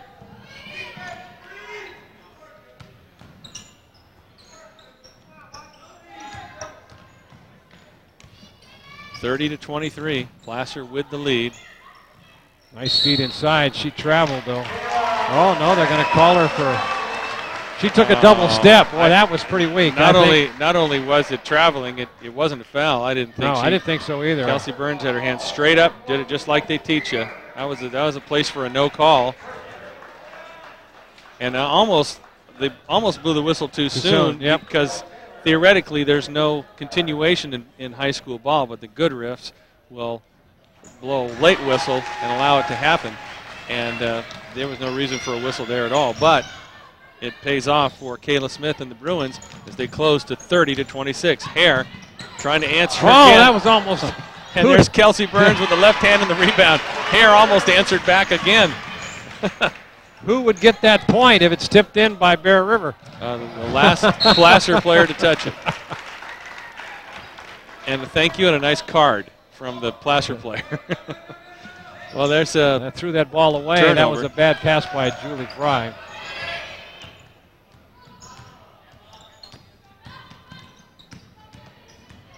Every time Bear River gets a chance to get that momentum going, Placer comes right back and answers the call. 40 seconds left to go in this third period.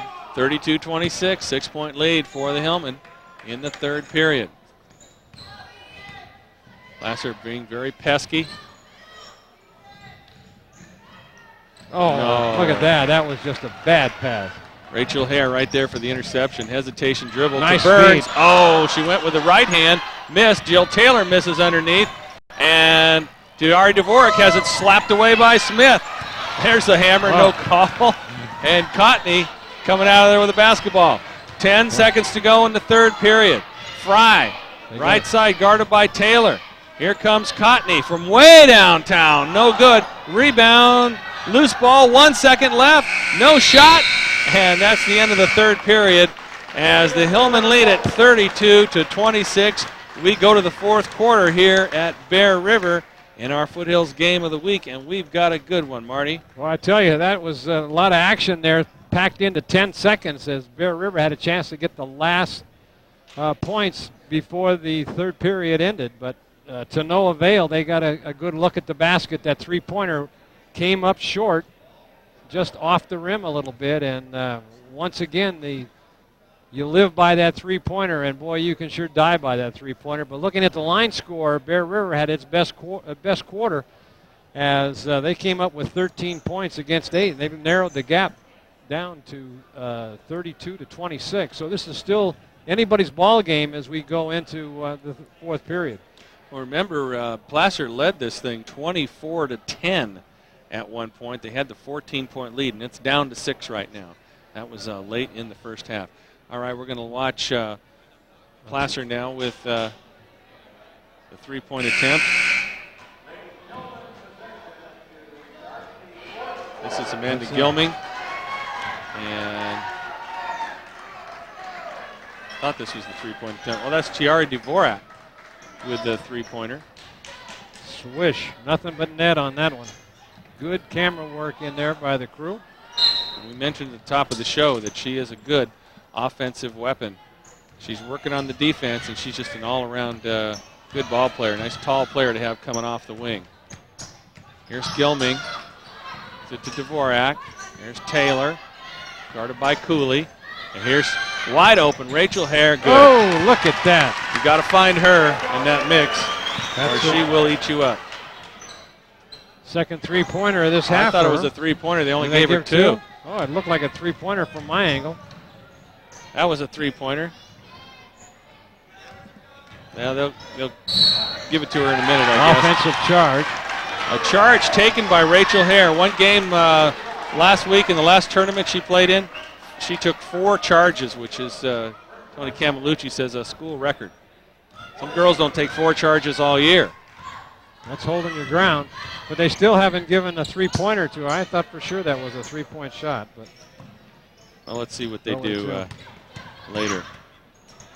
Stolen away by Fry. Julie Fry bounced pass that's ahead. the third time she's thrown that ball away. They're turning that ball over, and that's not like Bear River to do that. They're very good ball handlers.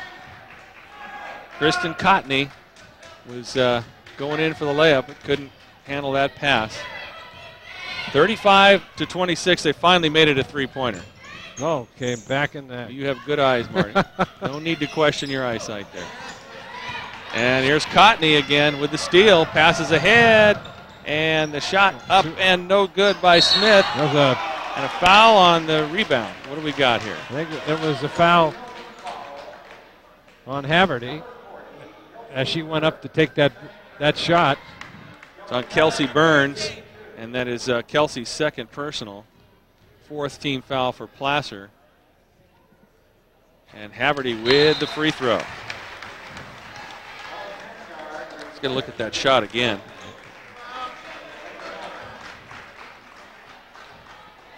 Took the shot too high. I didn't see the foul. Must have been from here behind. It is, right there. And both free throws are good. 7-point lead by Placer. 2 free throws from Haverty. And here come the Hillmen. Dvorak with the ball. In the corner, Burns trying to control with one hand. And here's rolling to the hoop, Tiari Dvorak. Man, what a nice touch. Left-handed, 37-28. Now from the outside, Cooley just can't find the range. Unfortunately, Cooley is having a cold streak, and we got a jump ball. Once again, Burns fighting for that basketball in there with, was that Julie Smith? Haverty inbounds, Cooley, and we're going to have a foul on Tiari Dvorak on the baseline. That's a 15 foul. And third on Tiari. So she might have to come out for a rest here, although we're at the 6:14 mark in the ball game. Maybe not. 9-point lead for the Hillmen. And a 14-point lead late in the first half. And Bear River closed it to a 6-point game and now trails by 9 on their home floor against a team they have never lost to here at the McCrory Gym. And the final preseason game of the year. From the outside, Haverty can't find the well, but Julie puts it back. Puts it back. That's her 6th point of the game, and she sat a lot of time on the bench. That's not a foul. I don't know what is. Travel call, boy. Good. How can you not call that a foul? Boy, she came over the top of her. That good hustle by Haverty, but that definitely was a nose flattening forearm to the face. Certainly and then was. he has the audacity to call traveling. Yeah. If it's a no call one way, it's got to be a no call the other way. But that just gives you an idea of the kind of defense you're going to see. There's a makeup call. We're going to take a look at this foul again. Bang, hello. Yeah. Just because you get ball doesn't mean you get everything else too. Yeah, and I'm not even sure was it. I thought she had her right foot down before he called the travel. Well, he just made it up. I think called the travel after, Yeah. She might have traveled afterwards, but I think she was just anticipating the whistle and a bloody nose. In any event, it comes back the other way. It's 37-30 now. Placer with the 7-point lead.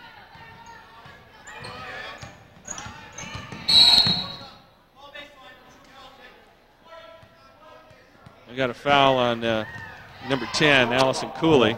That's her first foul. Oh, she's just not trying hard enough. She's been standing out behind the three-point line. Oh, look at that nice feed. Dufour, nice block, too. And a nice putback by Smith and a nice rebound by Hare. Muscles it up. No foul, no basket, no nothing. But there's the breakaway, and that young lady's quick. And a little jump stop for Kristen Cotney.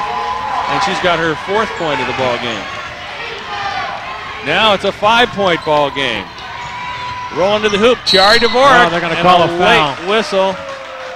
I thought Cotney got the ball, but she fouled her opposite number, Chiari Dvorak, and she'll go to the line and shoot 2. Each team with 5 team fouls now, Marty, with 4:51 to go.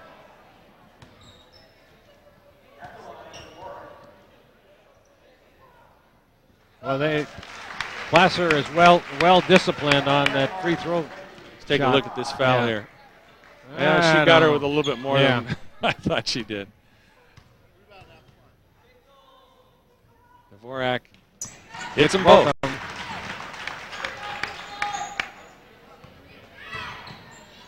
And we got a 39-32 ball game with 4:45 left.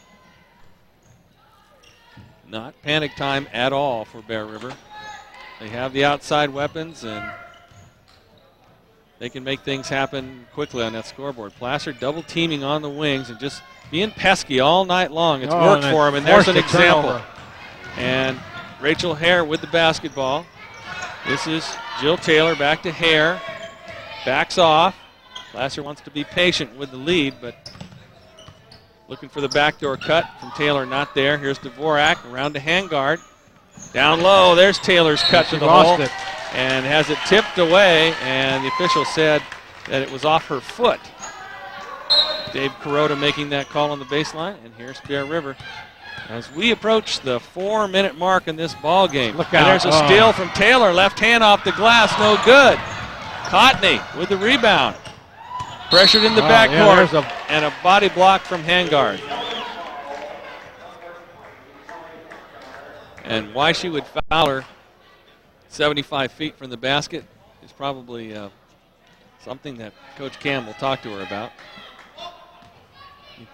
Don't play like that when you're ahead. And you don't have to worry about fouls to give. Here comes Bear River on offense. This is Kephart. She was a spark plug in the first half. Oh, nice pass inside. Haverty, no good. Missed the wide open 5-footer. Dvorak with the rebound. And here's Hare. Basket here would just about sew this one up here, I think. We're a long way from that. No, I don't think so. Too good a defense by Placer tonight. And there's Hare rolling to the hole, no good. Burns with the rebound and the jump ball. Yeah. Originally looked like he was going to call a jump ball, but they're between two of the Placer players. Team, so he called it travel. Probably a good call. That was because how do you call a jump ball between two of your own players? Kevin Baralt with the call and a good one. Been a well officiated game. And now look at Bear River is spreading. As Placer is in that zone. Bear River needs to just pass the ball and shoot when they're open. Dvorak penetrates and dishes. Kephart Penetrates and shoots. At the shot the clock. buzzer. The junior with the soft touch off the left hand. Oh. Carly Kephart, timeout Placer, and they want to take a full 30 seconds to talk this over as Bear River has pulled to within 5 points now. Well, there was no time left. Well, I say there was 1 second left on that shot clock, and she did the impossible, a little over the top of the defender and put that ball up off the glass. Let's take a look at Carly. Yeah, let's take a look at how she did that. There, once again, they're passing it out on the perimeter, drives it in, and then just goes over the top of 2 players and puts it right in. Look at that. Right over Rachel Hare, who put the hand straight up, ready to take the charge, but the soft touch from Kephart is good. And what she got on the night so far? I have her for 7 points. The 3 and the 2 2-pointers. Yep.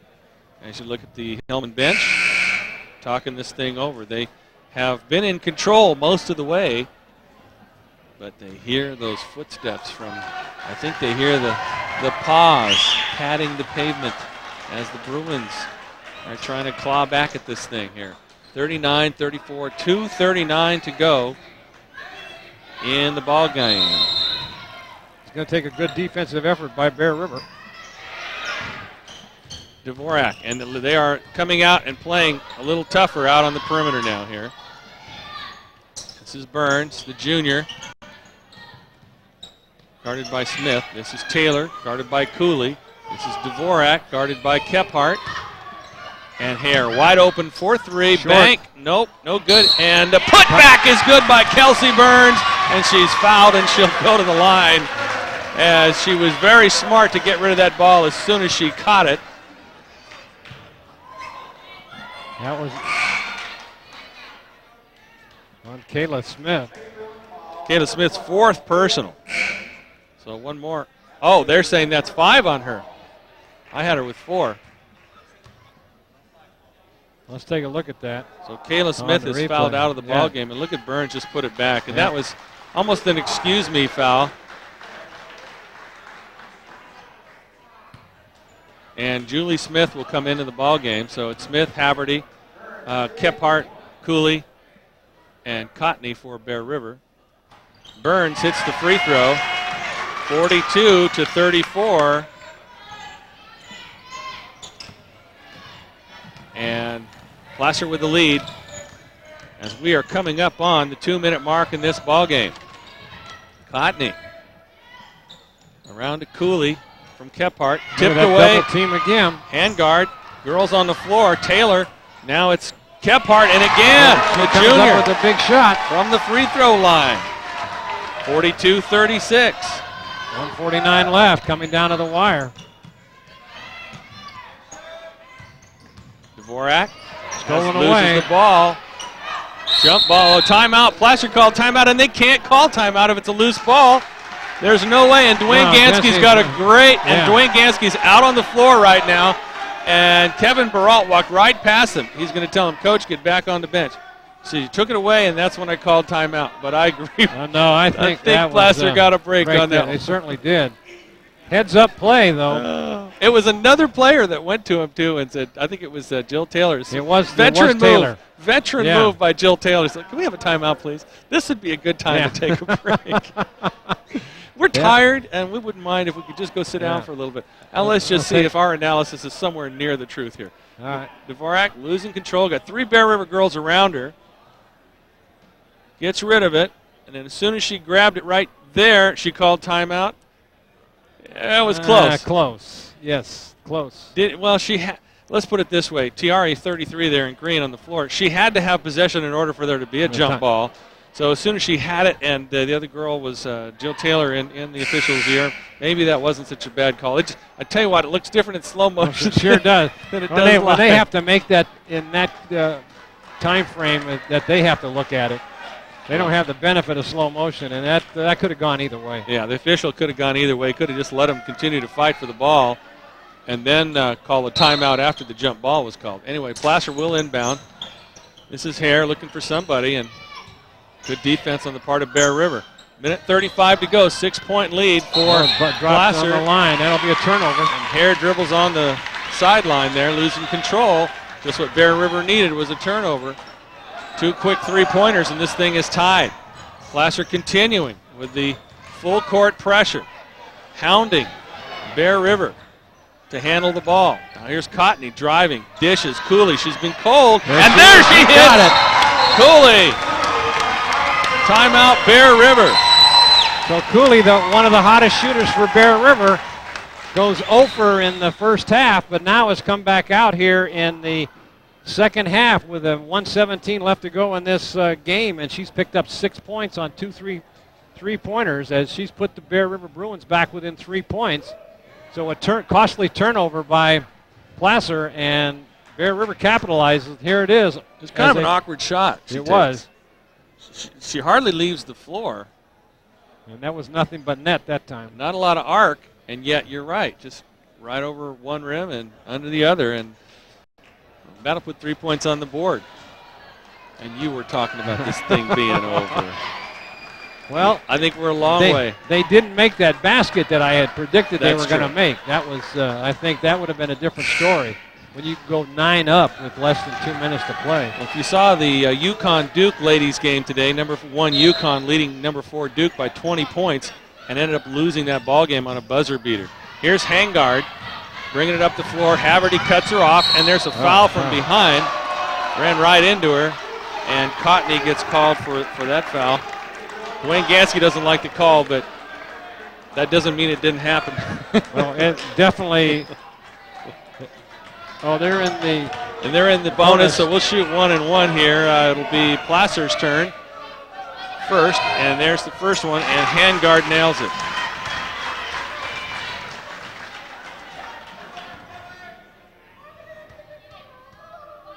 Got the first one, and the second one is also good.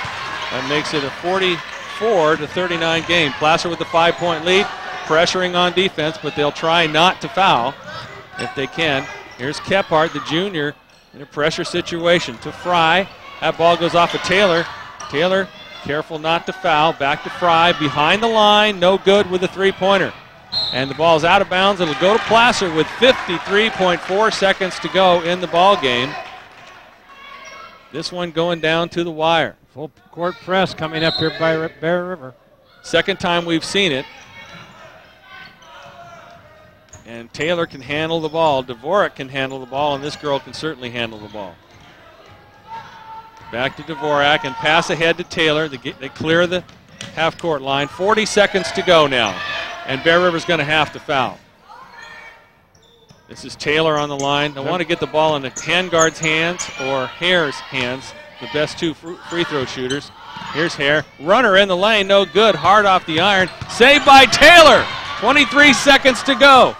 Here's Hangard. She'll drive the lane and put it up softly. No good. And here comes Bear River. Chelsea Haverty against Hare. She'll back up. Look for the 3 from Cooley, and it's blocked by Tiari Dvorak. And now a foul on Kelsey Burns from behind, tying up Julie Fry. Yeah, she came over the top.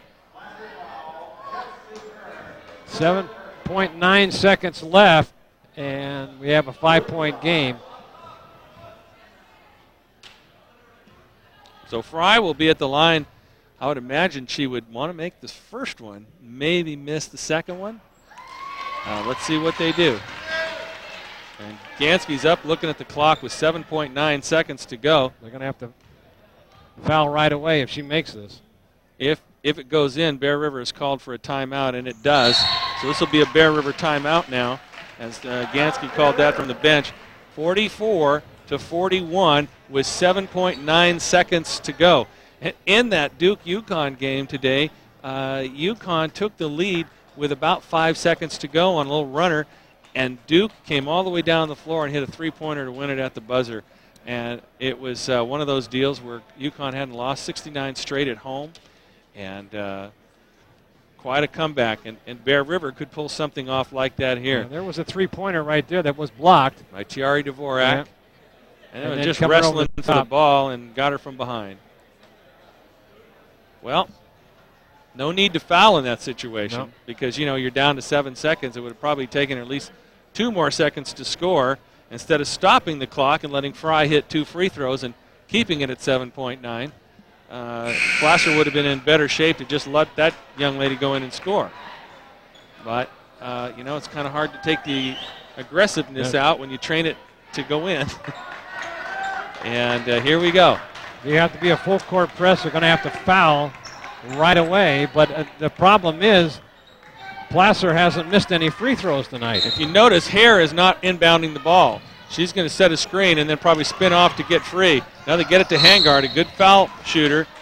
And they got the ball in, didn't start the clock on time, and then let it run. It's down to 6.5 now, and I think that's probably fairly accurate. Well, it was at 7.9, so it was only, we're talking about a second and a half off the clock here. Yeah, but that ball never got in because. Well, I believe you got to take at least a second off, and we're quibbling over a half a second here. And they're going to leave it at 6.5, I believe, as Dale Carota comes over, and she can ice it right here. Kelly Hangard. Oh, she missed the shot. Timeout. 5 seconds left. 5.1 seconds. Kelly Hangard still in the game. Hangard, who hit the 2 free throws earlier, just a little while ago, to give Placer the 44-39 lead. There's a good look at the clock. 5.1 seconds. Trailing by 3 is going to take a 3-pointer to tie this game up. Well, if I'm Placer, I'm watching 2 girls, Chelsea Haverty, and I'm looking for Allison Cooley, number 11 in Haverty, number 10 in Cooley, and I'm not going to let them get any open looks. But I'm also not going to foul them if they are shooting from behind the arc. Because the worst thing that could happen is a 3-pointer for Placer would tie it and would go to overtime. If they foul one of those 2 shooters, it's more than likely they're going to make the free throw. That's exactly right. This is pretty much everything, Marty, that you and I and Touchdown Productions thought it would be when we scheduled this game months ago. Not much time left on that clock, 5 seconds, and we'll have to see. And Bear River has to go the length of the floor. Placer will be watching for any deep. They're going to have to get that ball down court. Here's Haverty, down to 3 seconds, down to 2. She's going to be open. No, she can't get the shot off. It didn't go anyway. That was just bad. Harley Kephart, I would never have thought she'd have been the one taking that shot. But 44-41 is the final as these 2 teams battle. Now you know why. These are 2 of the best teams in the Sacramento area. And if you get a shot of the Hillmen faithful over there, they're on their feet applauding the girls because this is the first time that Placer has managed to beat Bear River in this gymnasium. Wow. Again, Bear River came out with the 13 points in the 3rd period after Placer had outscored Bear River 13-8 in the 1st period. So those 2 cancel out if my algebra is correct. You look at the 2nd quarter, 11-5, and the 4th quarter, 15-12 in favor of Bear River. So 4-point win for the Lady Hillmen, who had at one point a 14-point lead in this ball game, and I'm sure that they're very happy to get out of this gym tonight with any win over the number 1 ranked Lady Bruins of Bear River. So I got to wonder if they're going to do anything with the standings down at the B, the rankings. Move Placer up. Who would be number 2? I don't know if McClatchy won their games this week, late in the week. Nevada Union certainly won one of theirs, and if they won both, they might be the new number 1 team. But as Coach Ganskie said, we really want to be ranked number 1 at the end of the season. Right now, it really doesn't matter that much, and he's absolutely right. So we're going to see if we can't get some of these girls to come and talk to us while you total up the points there, Marty. And we'll find out if we can get Kelly Hangard to come and see us. She's walking off the floor, and if maybe we can get Coach Cam to come and chat with us. They went in the locker room. They're supposed to wait for us. That's my daughter trying to get Kelly right now, and let's see what she managed to do it. Well, maybe not. They don't want to get any FaceTime on the after such a great game. They're in there to now celebrate that victory. Okay. Touchdown Productions presentation of Lady Bruin basketball is being underwritten tonight by Liberty Motors and Liberty Outlet. Gary Alkenbrecht, hopes you've enjoyed tonight's game. And by Hansen Brothers Construction and HPE Rentals, the Hansen family supports Bear River Sports. Placer Title Company, Larry Ingersoll and everyone at Placer Title love to support their high school sports. Magnuson's Auburn Toyota. Magnuson's Auburn Toyota is proud to be a part of the community. Real Estate Center at Lake of the Pines. Larry Harley loves to support Foothill High School sports. Plaza Tire and by Touchdown Productions, your championship television for the Foothills, and that'll lead us into the Real Estate Center at Lake of the Pines. Larry Harley loves to support Foothill High School sports. And by Plaza Tire and Auto Service, the Hauser family wishes everyone a very happy new year. And the House of Print and Copy, Sandy Conley and Patty Free, say Happy New Year to everyone. Walker's Office Supplies, the Anderson family is proud to support Bear River Sports. Francis Cinto and Associates, Greg Francis and David Cinto support youth activities. And by Nevada City Auto Parts, Connie and Brian Ammon salute the NU Miners on their road to Arco Arena.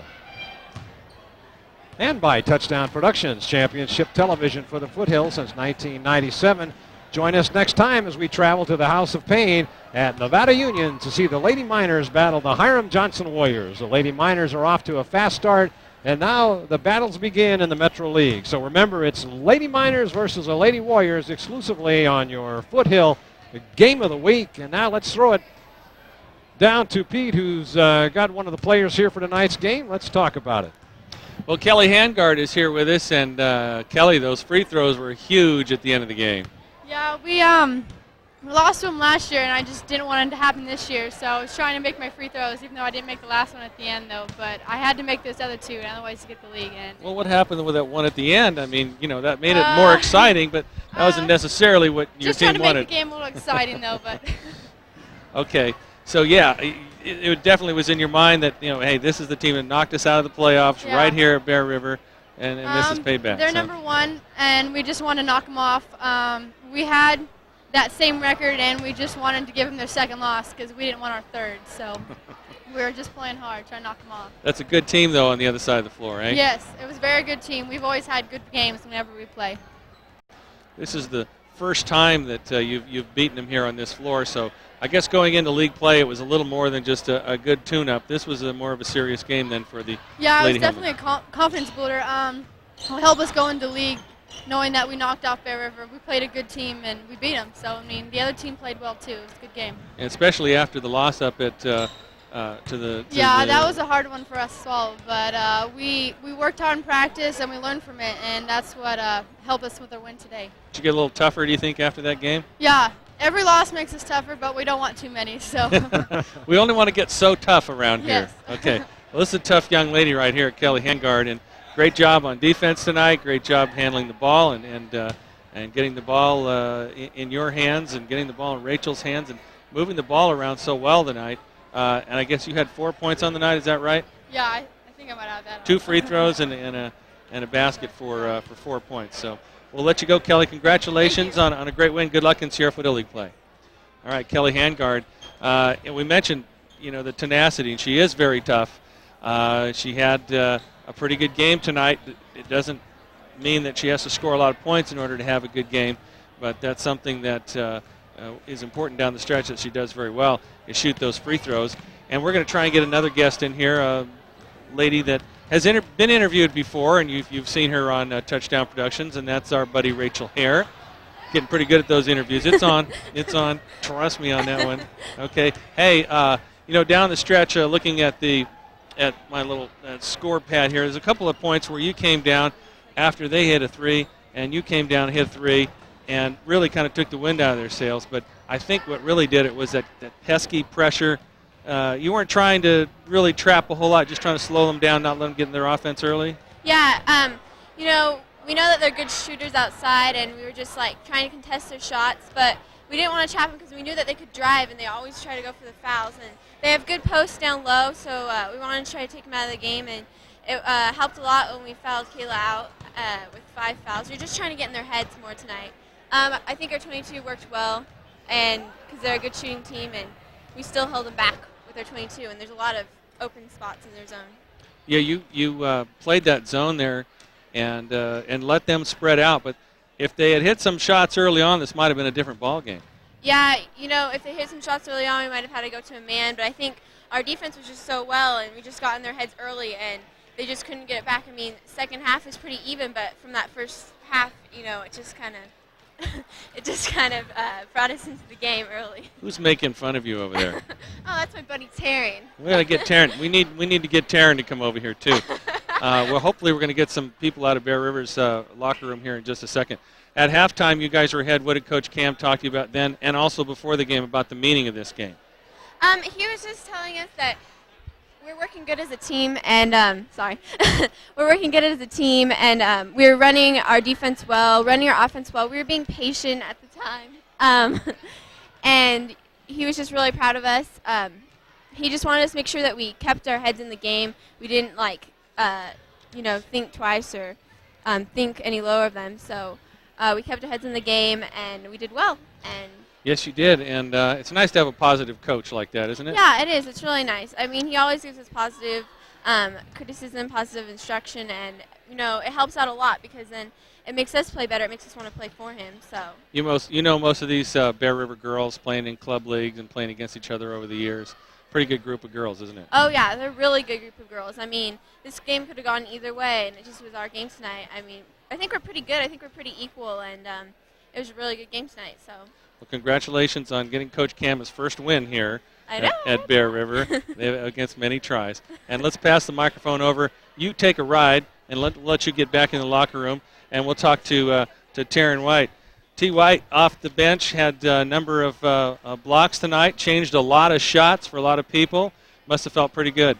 Yeah, it was fun, but it was just a blessing from the Lord. He just gives me the ability, and so it was just fun to go out there and play tonight. Well, I think there was great scoring all around, great defense, great hustle, and great play under the basket. We were marking early on. This is almost like another Nevada Union game, the way it was. You were banging around in there. Yeah, it was physical, but I think that we've been lifting weights a lot this year, and they're really good. I think they're pretty strong too. But like Rachel said earlier, it was our game tonight. We all tried really hard, and it was just our game tonight. Well, you were up by 14 early on. Bear River cut it down to 5. You got it up to 9. They cut it down to 5 again. Was there ever a point where you thought, maybe this is going to happen again? It's like that Cubs fan leaning over the railing, You're just not going to be able to win here at Bear River. No, I don't think our team ever had any doubt in ourselves. We came out here with confidence, and as like Coach says, we're a good team when we play together as a team. When we play as individuals, we don't play as well. But tonight we played as a team, and so I don't think there was ever any doubt as to if we were going to win or not. In your minds? Yeah, in our minds, There was here at the table, I want to tell you. There was some debate about who might win this game. But great job, and I know this is your last tune-up before league play. You're going to the tough Sierra Foothill League. Yeah. We see we've got Roseville, we've got Rockland, we've got Granite Bay, all in the top 15 with Placer, all in Sierra Foothill League. And that's your goal, isn't it, to just it's our goal this this year. And I know our team's capable of it if we just keep playing like we have been playing. Just play as a team, and everybody's contributing this year. We have a really strong team, and it's going to be a good league this year, though. Okay. Good games. Good. Well, we're going to see if we can get Kelsey Burns to come in and sit down with us here in a little bit. Why don't you go grab her, and then, again, great game. Congratulations on the win, and good luck in league. Thank you. All right. So Taryn White, the big 6'2" player. The other girl who came off the bench and hit a huge, huge basket on the putback. When Placer had been challenged, you hit that putback, gave Placer a 42-34 lead with the putback and the free throw. Just great timing. I mean, is that how you've been taught? You get the ball, go right back up? Yeah, well, usually when Rachel gets that open shot on the wing, I know she's going to shoot it, and so I've learned to go in weak side in case she misses it and get those boards. Are you calling her a ball hog? Or? No. Oh, okay. She's awesome. She usually hits it, but if she misses it, then I'm there to. You're going finish just it in for her. case. Huh? Yeah. Okay. Well, but the putback with a nice touch was very nice, and then the clutch free throw, and it actually those were the winning point. That free throw was the winning point of the game. You realize that gave you a 42-point score at that point, and you won 44-41. So. Yeah, I guess that's true. I've been practicing those in the driveway. Did you? Did Coach Cam give you a game ball? He gave the game ball to our injured player, actually, Bree, because she set up this little game plan beforehand on the chalkboard in the locker room, and we followed it and we won. So. Okay, well, but then she gets the game ball. But tell Coach Cam that Pete says you need to at least get a game towel or something from this one. Yeah, I'll work on that. All Thank you. Congratulations and way to lot. come up and step up and play varsity ball this year. Great job. I think we got Julie Fry to come on over here and Did talk we? with us. Yeah. Julie, have a seat. Julie, hold this microphone. Hey, we were just awed by your play today. Just awesome. We thought that you and perhaps Jill Taylor are kind of similar athletes and very active and strong and able to really play 1 through 5 out there. But Placer they were pretty pesky on defense tonight. Yeah, they were. We just Get that a little closer so we can hear you. I don't know. We just didn't play. I think we got a little too excited and didn't play our game. We've never played like that before. We were a little shocked. So. The ball handling wasn't typical Bear River ball handling tonight. Yeah, I haven't seen us ever do that before. I don't know, but well, if you hadn't missed, there was a few shots that your team missed early. Otherwise, this could have been a completely different ball game. Yeah. Yeah. Well, that's the way it goes sometimes. Yep. You win some of those and you lose some. But you're coming off 2 great tournaments. I did very well down in Santa Barbara. Yeah. And now it's time for the PVL play, huh? How do you maintain your enthusiasm when you're going to be beating programs that are just not that good? I don't know. Just get ready for playoffs and just practice hard and do our normal thing. Coach Ganskie keeps you focused pretty well. It's nice to play for a coach like him, isn't it? Yeah, it's awesome. You I guys love it. are very lucky, as are the Placer players. Well, congratulations. We won't keep you. Congratulations on getting out to a great early start here, and good luck down the road. Thanks. All right. Thanks, Julie. Julie Fry, what a nice lady. All these girls on both teams are a lot of fun to watch play. The dedication, the time and effort that they put into this thing, and then you interview them and you talk to them, and they're nice people besides. Why don't you take a look at the stats and run it down for us, Marty? Who did what tonight? The Placer, the Lady Hillmen came out. Kelly Burns tonight with 9 points. Dvorak with a solid 7. Gilmine with 5. Hangard with 3. You said 4, but I had her for 3, so there's a little discrepancy there. She you can have it. Okay. Rachel Hare was the big point getter tonight with 10. Reams with 2. I think she was bothered by that recovery from that knee of hers tonight because she only had 2 points, and Jill Taylor was in there with 8 for a total of 44 for balanced scoring. And on the Bear River side, Kephart with 9 points. She led the team tonight. Cooley with 6. Haverty with 1 3-pointer and a total of 5 points. Kayla Smith was 6. Julie Fry had a good game tonight, and she spent a lot of time on the bench because of that early foul trouble that she was in with 7 points. Jurek with 4, and Cotney with 4 for a total of 41. So that's how it balanced out here tonight. I'd say it was a good defensive game, and like you pointed out earlier, that it could have gone either way had the Bruins got off to a better start. They were a little out of sorts at the start of the game, and I think that was the difference in how it came down. Just seemed to be a little out of rhythm, and a couple of shots didn't fall even when they were wide open. But as Coach Ganskie said, we've got a balanced scoring attack. We've had 6 different players lead us in scoring in individual games this year. And, again, it was the junior, Carly Kephart, who had the 9 points leading Bear River tonight. But the final, Placer 44 and Bear River 41. And this is a good jump start for Placer as they get ready to go in the very tough Sheriff Foothill League. They needed a win against a quality, classy team like Bear River. And for the first time here at Bear River, they managed to get that. Well, we want to thank our executive producer of Touchdown Productions. That's Gilbert M. Dominguez. And the Chiron operator tonight and handling the replays, nice job, was Brandon Duckett. Now, I thought the camera operator did a fantastic job tonight. Casey Dominguez, Miles Everett, Jamie Pell, excellent, excellent work. And your announcers for tonight's game, nice job Well, by... not so excellent, but well. they did okay. They weren't as good as the cameramen. Well, okay.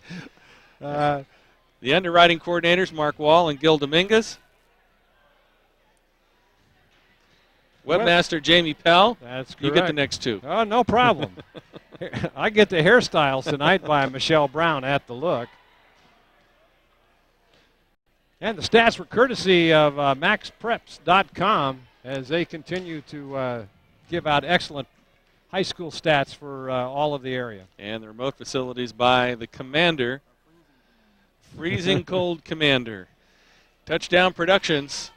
There you see the phone numbers on your screen. And if you are interested in underwriting this program and supporting high school sports, give a call to the number on the screen, 274-2206 or 274-2882. Probably talk to Gil himself about all of this. And Gil, thank you for doing this. Again, very nice to work with the crew here at Touchdown Productions. And look for us on the web at www.touchdownproductions.com. Go out there.